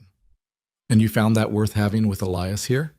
Another test, seeing if she'd defend him publicly. "I found a man who's honest, capable, and willing to treat me as an equal partner. That's worth more than comfort or social standing or any of the other things people told me I should want." She looked around at the gathered crowd. "I know 3 women came before me and left. I know you all expected the same from me, but I'm not them. I'm here to stay, to work, to build a life with my husband on our ranch. And we're going to be good neighbors, whether you're ready for that or not." The silence that followed was heavy with reassessment. These people had known Elias for years as a distant, defensive figure. Now they were seeing him through Hannah's eyes, as a partner, a neighbor, a man worthy of respect and loyalty. It challenged their assumptions. Martha Chen broke the silence with a short laugh. "Well, you've got spine, I'll give you that. And maybe that's what was needed all along, someone who could match him strength for strength." "That's exactly what was needed," Hannah agreed. "Now, if you'll excuse us, we have supplies to purchase and a wedding to prepare for." Inside the general store, the proprietor, a round man named Tucker, served them with barely concealed fascination. Word had clearly spread about their stop at Morrison's ranch, and he peppered them with questions about the storm damage while tallying their supplies. "Heard you worked alongside John's crew like you'd been doing it all your life," Tucker said to Hannah. "I grew up doing similar work. It's not complicated if you pay attention and work hard." "And you're really marrying him? Today? For real?" Tucker glanced at Elias nervously. Hannah's voice went cold. "Yes, I'm really marrying him. Elias Crow is an honest, hardworking man who's built a successful ranch through his own effort and intelligence. I'm fortunate he was willing to take a chance on me, so yes, for real, with full commitment and no reservations." Tucker flushed. "Didn't mean any offense, ma'am." "Then don't offer any. We're customers. We're neighbors. Treat us with the same courtesy you'd offer anyone else." They left the store with their supplies and walked toward the small church where the preacher was already waiting, having arrived on the morning stage. Word had spread, and a small crowd had gathered. Not hostile exactly, but intensely curious about this wedding that was actually going to happen. The preacher was an elderly man named Reverend Walsh, who traveled a circuit through the mountain communities. He'd officiated the wedding attempts with Catherine and Margaret, both of which had ended before vows were exchanged. He looked at Elias and Hannah with cautious hope. "You're certain about this?" he asked Hannah privately before they entered the church. "There's no shame in changing your mind. Better to know now than regret it later." "I'm certain," Hannah said firmly. "I know exactly what I'm choosing and why. I'm ready." "Then let's make it official." The ceremony was simple, conducted in the small church with a handful of witnesses. Sheriff Garrett attended, as did Martha Chen and the Tuckers. John Morrison had ridden in and stood at the back, his presence a silent statement of acceptance. The words were traditional, the vows unchanged for generations, but when Hannah and Elias spoke them, they carried weight beyond ritual. "I, Hannah Brooks, take you, Elias Crow, to be my husband, to work beside you, to build with you, to face whatever comes with honesty and strength. I, Elias Crow, take you, Hannah Brooks, to be my wife, to respect you as my partner, to trust you with my life, to create something lasting together." When the Reverend pronounced them married, Elias kissed Hannah for the first time, gentle, respectful, but unmistakably real. The small audience applauded, some more enthusiastically than others, and suddenly it was done. Hannah Brooks had become Hannah Crow, and the impossible had happened. A woman had stayed. Not just stayed, but claimed her place with such force and clarity that the town couldn't ignore or dismiss it. After the ceremony, Martha Chen approached with surprising warmth. "You'll need to come to the next town social. Let people get to know you properly. Can't build community hiding up on that ranch." "We'll come," Hannah promised. "And you're welcome to visit us. See what we're building." "Might just do that," Martha said. "Might just do that." As they prepared to leave town, supplies loaded, legally married, Sheriff Garrett pulled Elias aside. "You got lucky with this one," he said quietly. "She's strong, capable. She'll be good for you and for the community." "I know," Elias said. "I'm just trying to deserve it." "Keep treating her like you have been, like a partner, like she matters, and you'll do fine." The sheriff glanced at Hannah, who was accepting congratulations from several townspeople with grace and warmth. "She's changing things already, the way people look at you. Give it time, and she might change everything." On the ride back to the ranch, now legally theirs together, Hannah was quiet. Elias glanced at her several times, trying to read her mood. "Regrets?" he finally asked. She turned to him, and her smile was radiant. "Not a single one." "You?" "None. Just amazed it actually happened. That you're really here. Really mine. Yours and mine both. Partners, remember?" But she said it with warmth, understanding what he meant. "We did it, Elias. We made it through the 7 days, through everything people said was impossible, and now we build on that foundation." The ranch appeared ahead, looking different somehow now that it was officially theirs together. Elias helped Hannah dismount, but before they could enter the house, she stopped him with a hand on his arm. "I want to do this properly," she said. And before he could ask what she meant, she'd opened the door and was waiting expectantly. Understanding dawned. Elias bent and lifted her. She was solid and strong, no delicate burden, and carried her across the threshold of their home. Hannah laughed, a sound of pure joy, and kissed him as he set her down inside. "Now it's real," she said. "Now it's truly home." They spent the rest of the day settling into their new reality as husband and wife. The work didn't change. There were still animals to tend, repairs to make, supplies to organize. But everything felt different now, weighted with permanence and possibility. This wasn't two strangers trying to figure out if partnership would work. This was two people committed to making it work, no matter what challenges came. That evening, they sat together going over plans for the coming months. Spring planting, cattle breeding decisions, repairs to complete, improvements to attempt. Hannah had ideas that built on Elias's experience, creating something neither could have achieved alone. "We're going to make this ranch into something remarkable," Hannah said, making notes in the ledger. "Not just surviving, but thriving, showing everyone what's possible when people work together instead of competing or isolating." "Ambitious." "Of course. What's the point of doing anything if you're not reaching for something better?" Elias watched her work, this woman who'd walked into his life 7 days ago and transformed everything. She'd survived every test, passed every challenge, and chosen to stay not despite the hardship, but because of the honesty underneath it.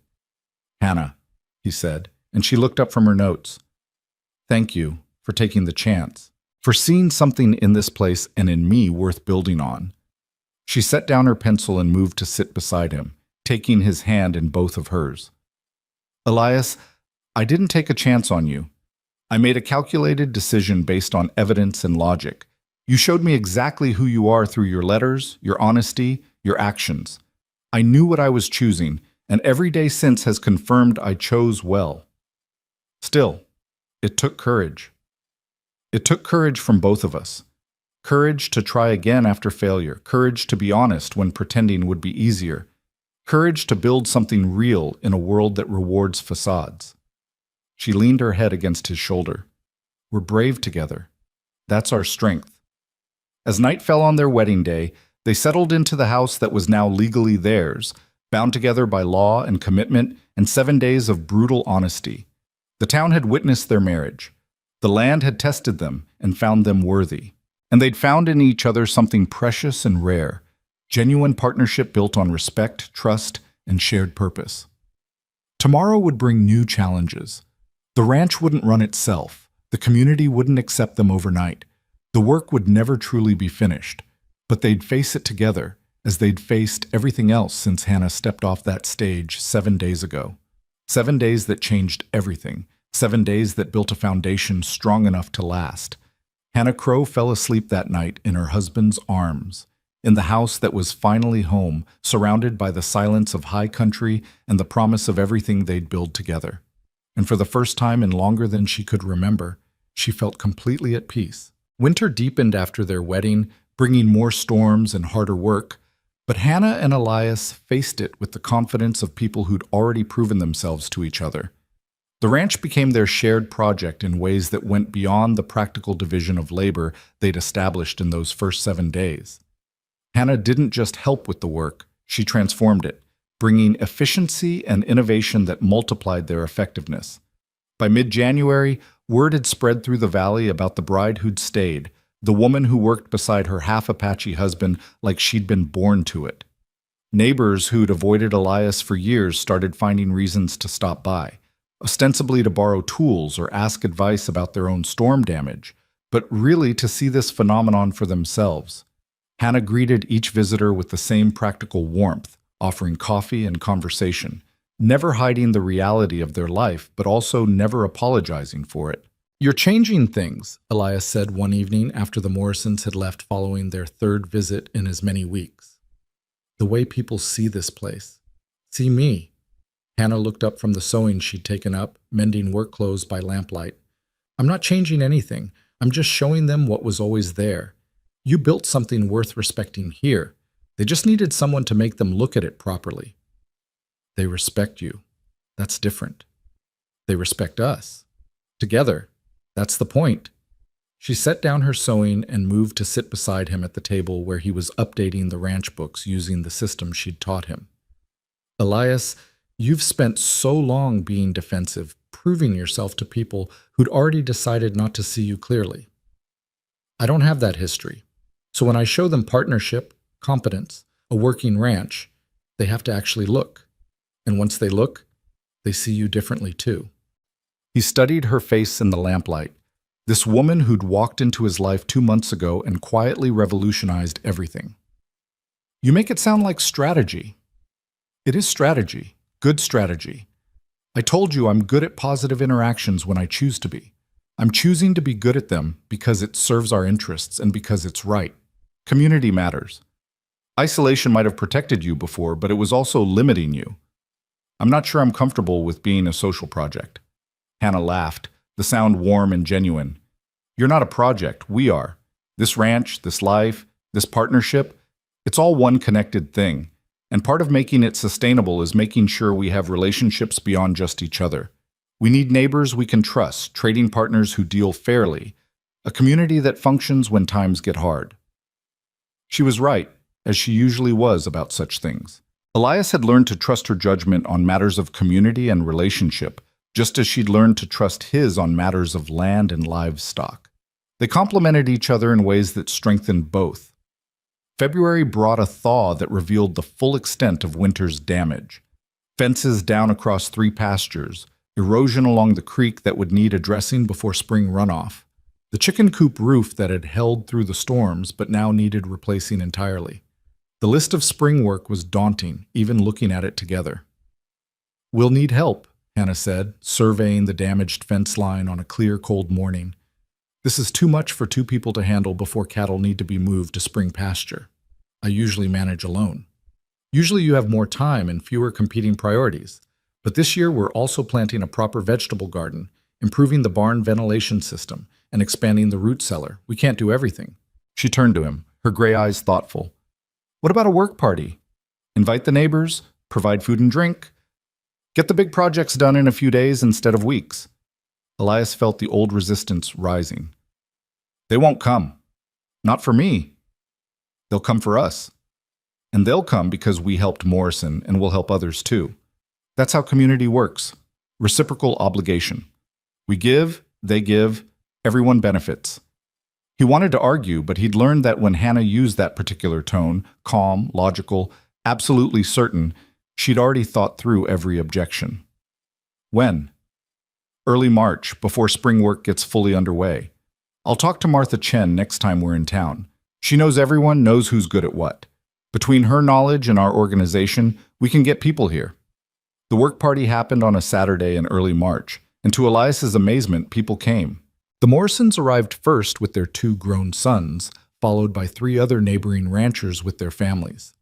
Even Sheriff Garrett rode up, explaining he had the day off and hands that worked as well as anyone's. Martha Chen came too, bringing several women from town and enough food to feed an army. Hannah had organized everything with military precision. She'd divided the work into clear projects, assigned teams based on skills, and created a rotation so everyone got breaks and food. She moved between groups offering encouragement, solving problems, making people feel valued for their contributions. Elias watched her with something approaching awe. This was a side of her he'd glimpsed but never seen fully deployed. Her ability to bring people together, to create cooperation where before there'd been only isolation. By day's end, the fence lines were repaired, the chicken coop had a new roof, and foundation work was done for the root cellar expansion. More than that, something had shifted in how people interacted with Elias. They joked with him, asked his opinion on their own ranch problems, included him in conversations about valley politics and upcoming events.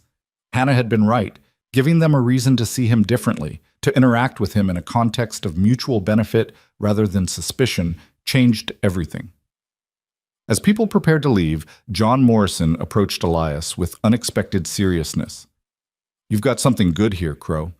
The ranch, the setup, and especially the wife. Don't take it for granted." "I don't. Believe me, I don't." "Good. Because she's the kind of woman who makes a place better just by being there, and that's rare."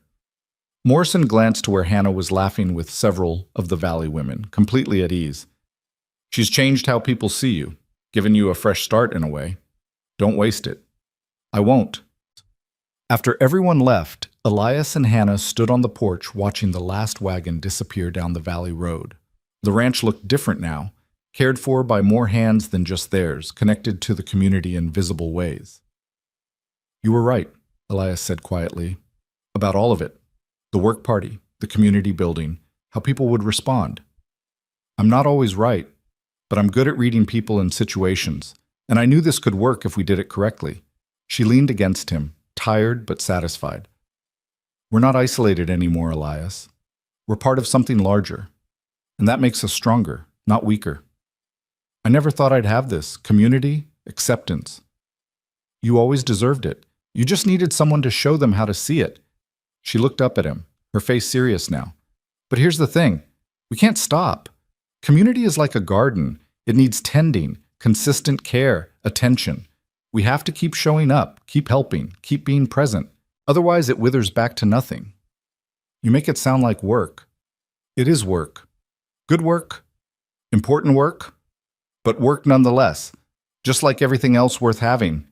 Spring arrived in earnest, bringing the explosive growth and constant labor that defined the season.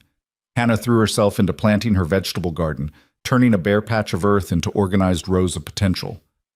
Elias watched her work with the same focused intensity she brought to everything, planning crop rotation and companion planting like she was orchestrating a symphony. "Where did you learn all this?" he asked one afternoon, watching her stake tomato plants with careful precision. "My father. He believed in food independence and knowing how to produce what you need. After he died and I moved to Kansas City, I missed it terribly. The connection to earth, to seasons, to real growth." She sat back on her heels, surveying her work with satisfaction. "This might be my favorite part of ranch life, watching things grow because of your care and attention. The cattle don't appeal to you the same way? The cattle are necessary and interesting, but they're not the same as this. This is creation, bringing abundance from careful planning and work. It feels," she searched for the word, "it feels like hope made visible." Elias understood that. He'd felt similarly when he first started building the ranch, when each completed structure represented possibility rather than just shelter. Hannah was doing the same thing, but with plants instead of boards, creating tangible evidence that their life here could be abundant rather than merely adequate. By June, the garden was flourishing beyond even Hannah's expectations. The root cellar, expanded and improved, was already filling with preserved foods. The ranch book showed better numbers than Elias had seen in 5 years of operation. And Hannah's belly was beginning to swell with the child they'd created together in the quiet privacy of winter nights. She'd suspected for weeks before she was certain, her body changing in subtle ways only she noticed initially. When she finally told Elias, he'd gone very still, his dark eyes unreadable. "Are you happy about it?" she'd asked, suddenly uncertain despite all the intimacy they'd built. "Happy doesn't begin to cover it." His voice had been rough with emotion. Terrified, amazed, grateful, but happy most of all. "You're giving me a family, Hannah, a real family." "We're creating a family," she'd corrected. "Together, like everything else." Now, as summer heat built and her pregnancy became obvious, Hannah felt the final pieces of her new life settling into place.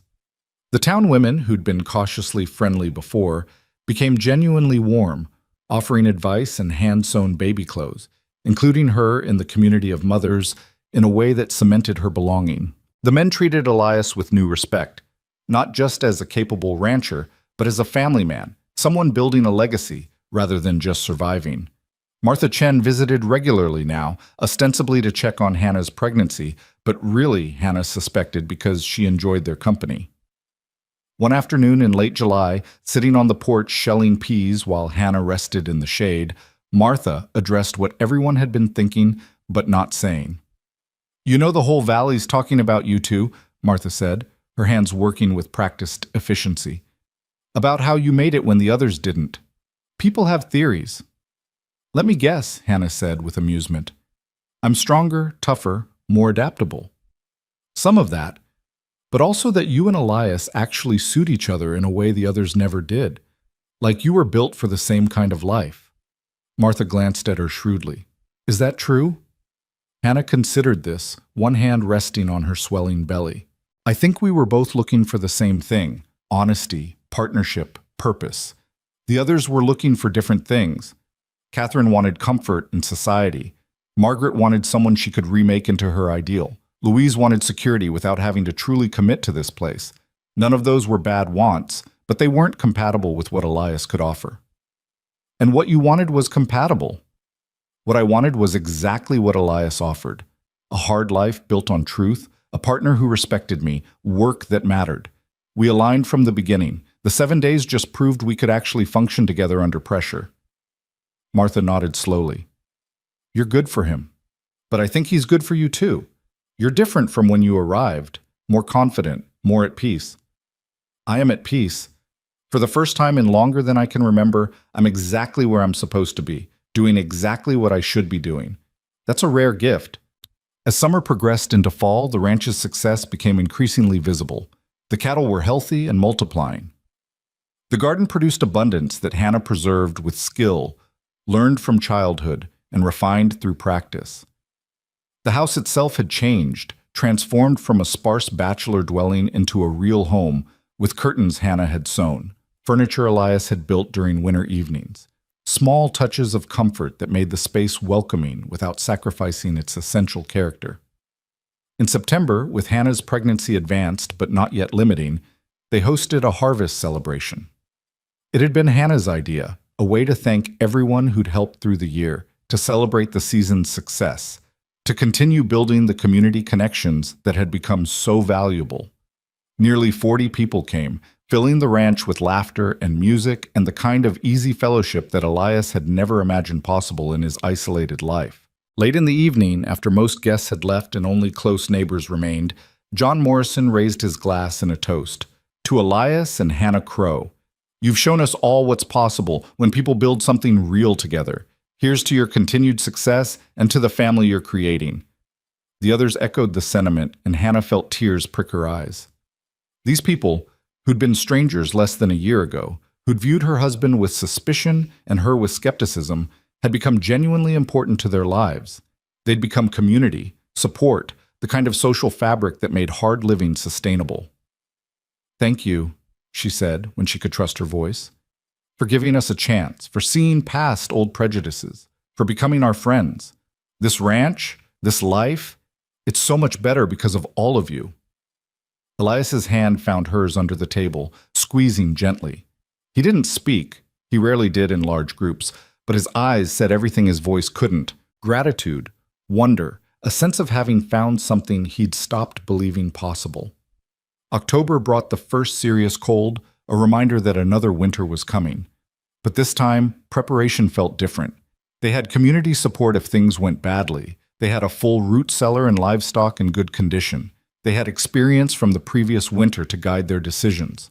Most importantly, they had each other, their partnership now tested and proven through a full cycle of seasons.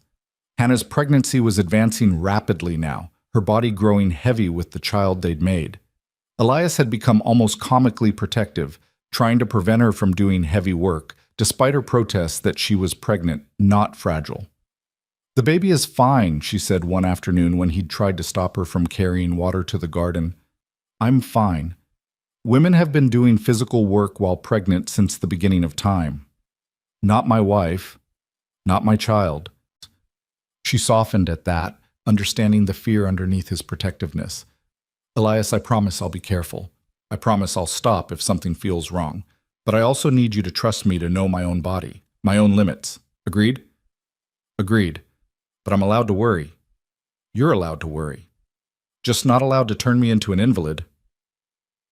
November brought the first major snowfall, and with it, a test of everything they'd built. Hannah went into labor on a night when snow was falling thick and fast, the familiar pattern of winter storms settling over the valley. Elias, trying to remain calm despite the terror clawing at his chest, rode through the darkness to fetch Martha Chen, who'd agreed months ago to attend the birth. Martha arrived within 2 hours, efficient and unflappable, turning the bedroom into a birthing room with practiced ease. She sent Elias out of the room. "This is women's work, and you'll just be in the way," leaving him to pace the main room while Hannah labored through the long night. The sounds that came from the bedroom terrified him. Hannah's pain, her cries that she tried to muffle, the low, urgent voices of Martha and the other valley women who'd arrived to help. He'd faced storms and wild animals and the isolation of years alone, but nothing had prepared him for this, the woman he loved suffering while he could do nothing to help. Dawn was breaking when he finally heard it, a thin, outraged wail that cut through the house like lightning. His child. His and Hannah's child, alive and protesting their arrival into the cold world. Martha emerged moments later, smiling despite her exhaustion. "You have a daughter, Elias, strong and healthy and loud, like her mother." He stumbled into the bedroom to find Hannah propped against pillows, exhausted and radiant, holding a tiny bundle wrapped in soft cloth. She looked up when he entered, and her smile transformed everything. "Come meet your daughter," she said softly. The baby was impossibly small, impossibly perfect, with a shock of dark hair and skin the color of honey, a perfect blend of both parents. When Elias touched her tiny hand, she gripped his finger with surprising strength, and something in his chest cracked open, flooding him with more emotion than he'd known he could contain. "She's beautiful," he managed, his voice breaking. "Like you." "She's ours," Hannah corrected, "built from both of us, perfect because of it."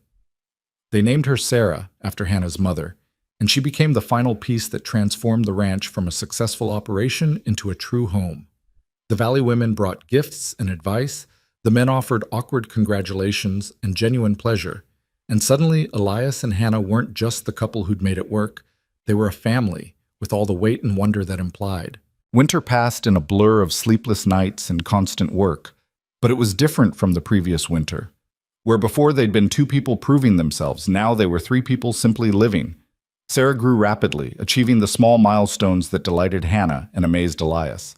Her first smile, her first time sleeping through the night, the way she tracked movement with increasingly aware eyes. By the time spring arrived again, Sarah was sitting up, reaching for things, beginning to show personality that was all her own. Hannah had returned to full work on the ranch, carrying Sarah in a sling while she tended the garden or did lighter chores, never letting motherhood completely separate her from the partnership she and Elias had built. One afternoon in April, almost exactly a year and a half after Hannah had first arrived, They stood together on the porch, watching spring green emerge across the valley. Sarah was asleep against Hannah's shoulder, her small, warm weight a constant reminder of everything they'd created. "Do you ever think about how this all started?" Hannah asked. 7 days. That's all we gave ourselves to decide if partnership was possible. I think about it often. How close we came to not making it. If you'd been like the others, if you'd been frightened or disappointed or unable to see past surface things. If you'd been like my first husband, if you'd been dishonest or controlling or unable to respect me as an equal. She shifted Sarah slightly, pressing a kiss to her daughter's dark hair. So many ways it could have failed, but it didn't. Because we were both willing to be honest, to work hard, to build something real instead of settling for comfortable illusions. "The town still talks about you," Elias said with amusement. "The woman who survived Elias Crow. They make it sound like I'm some kind of trial to be endured." "You are a trial, just a worthwhile one." But she was smiling, taking the sting from the words. "Let them talk. Let them make up whatever stories they want. We know the truth, that we built this together, that it works because we both chose it with clear eyes and full hearts." Sarah stirred, making small, sleepy sounds, and Hannah swayed gently to soothe her back to sleep. Elias watched his wife and daughter, these two people who'd transformed his entire existence, and felt gratitude so profound it was almost painful. "I love you," he said, the words still somewhat awkward but genuine. "Both of you. I know I don't say it enough, but I do. More than I have words for." Hannah leaned against him, careful not to wake Sarah. "I know. You show it every day in how you work, how you treat us, how you've opened yourself to community and connection despite all the years of isolation and hurt. That's love made visible. And I love you too. For your honesty, your strength, your willingness to let me be fully myself. For building this life with me." As spring advanced and work picked up, they fell into patterns that were now comfortable rather than new. Neighbors stopped by regularly. The Morrison boys often helped with heavy projects in exchange for Hannah's cooking or Elias's expertise with difficult livestock. Martha Chen had become almost a grandmother figure to Sarah, visiting weekly to check on her development and share stories of the valley's history. The ranch itself flourished under their combined management. Elias's knowledge of land and livestock combined with Hannah's organizational skills and innovation created something more successful than either could have achieved alone. By midsummer, they were discussing expansion, more cattle, better breeding stock, possibly hiring seasonal help for the heaviest work periods. "We're building something that will last," Hannah said one evening, reviewing the ranch books with satisfaction. "Something Sarah can inherit if she chooses, or that we can sell for good value if she wants a different life. Either way, we're creating security, legacy, proof that what we started was worth sustaining." "You sound like you're already thinking about her future," Elias said, watching Sarah crawl energetically across the floor, investigating everything. "Of course I am. That's what parents do. Build foundations their children can use to create their own lives. We're giving her something neither of us had. A stable home, a community that accepts her, parents who work together instead of destroying each other." She closed the ledger and moved to scoop up Sarah, who'd found the wood box and was attempting to pull out logs. "That's worth every hard day, every difficult moment, building something better for her than what we inherited." As summer faded into fall and Sarah's first birthday approached, the valley organized a celebration that spoke to how thoroughly the Crows had been integrated into community life. Nearly everyone came, bearing gifts and good wishes, treating Sarah with the fond attention of people who considered her one of their own. During the celebration, Sheriff Garrett pulled Elias aside with unusual seriousness. "I owe you an apology," he said without preamble. "For years, I made assumptions about you based on your heritage, your isolation, the failed marriage attempts. I judged you unfairly. That was the past. Let me finish." Garrett held up a hand. "I was wrong. You're one of the best men in this valley. Honest, hardworking, a good husband and father, a neighbor people can rely on. Hannah saw that immediately. Took the rest of us longer, but we see it now. And I'm sorry it took so long."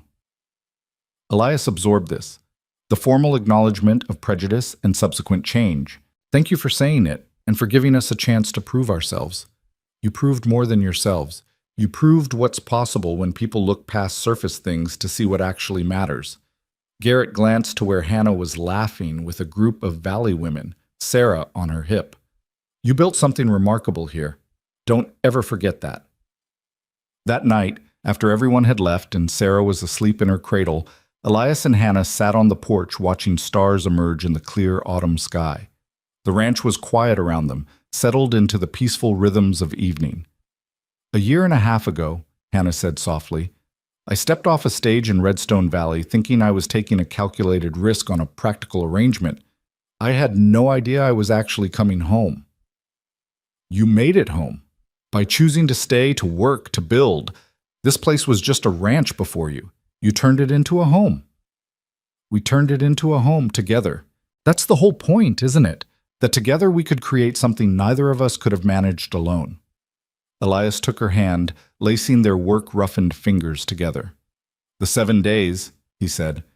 That first week when everyone expected you to leave. Do you remember what you were thinking when you decided to stay? I remember thinking that you were the first person in years who saw me clearly and valued what they saw. That the work was hard but honest. That building something real was worth any amount of difficulty. She turned to look at him, her gray eyes reflecting starlight. I remember deciding that I'd rather have 1 year of truth with you than a lifetime of comfortable lies with anyone else. And now, almost 2 years later, now I know I was right. Every hard day, every challenge, every moment of doubt, all of it was worth it to build this life, this family, this home. I'd choose you again, Elias, every single time. He kissed her then, soft and deep, pouring into the gesture everything his limited words couldn't express. Gratitude, love, wonder at the miracle of their life together. When they pulled apart, Hannah was smiling. Come to bed, she said. Tomorrow brings work, and we'll need our rest. They went inside together, checking on Sarah one final time. She slept peacefully, secure in the knowledge that her parents were near, before retiring to their own room. The house settled around them, solid and warm, a shelter built by honest work and sustained by genuine partnership. Outside, the valley slept under stars that had watched this land for millennia.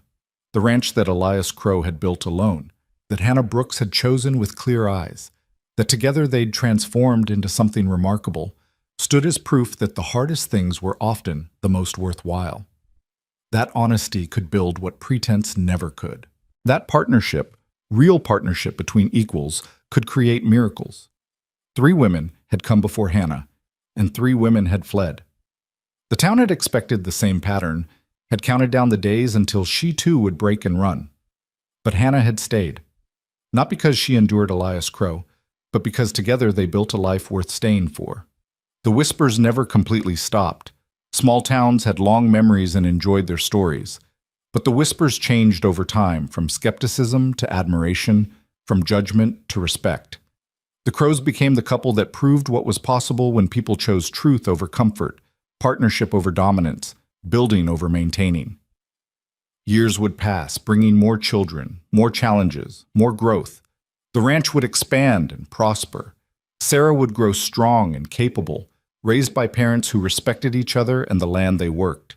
The community would continue to strengthen, bound by reciprocal obligation and genuine friendship. But it all came back to those 7 days. 7 days of brutal honesty and brutal weather. 7 days of testing and choosing and building. 7 days when Hannah Brooks decided to become Hannah Crow, and in doing so, created a future neither of them could have imagined alone. The story of the mail-order bride who stayed became legend in Redstone Valley. Parents told it to their daughters as proof that strength mattered more than beauty, that choosing wisely trumped choosing safely. Young men heard it as a reminder that respect and partnership attracted the kind of women worth keeping. The valley itself claimed it as evidence of their community's ability to change, to grow, to accept what at first seemed impossible. But for Elias and Hannah, it was simply their beginning, the foundation of everything that followed. The proof that 7 days could change everything if those 7 days were built on truth. And in the end, that was enough. More than enough. It was everything they'd needed to build a home that held, through storms and seasons and all the years that followed. A home built on partnership, A home worth staying for, a home that would last.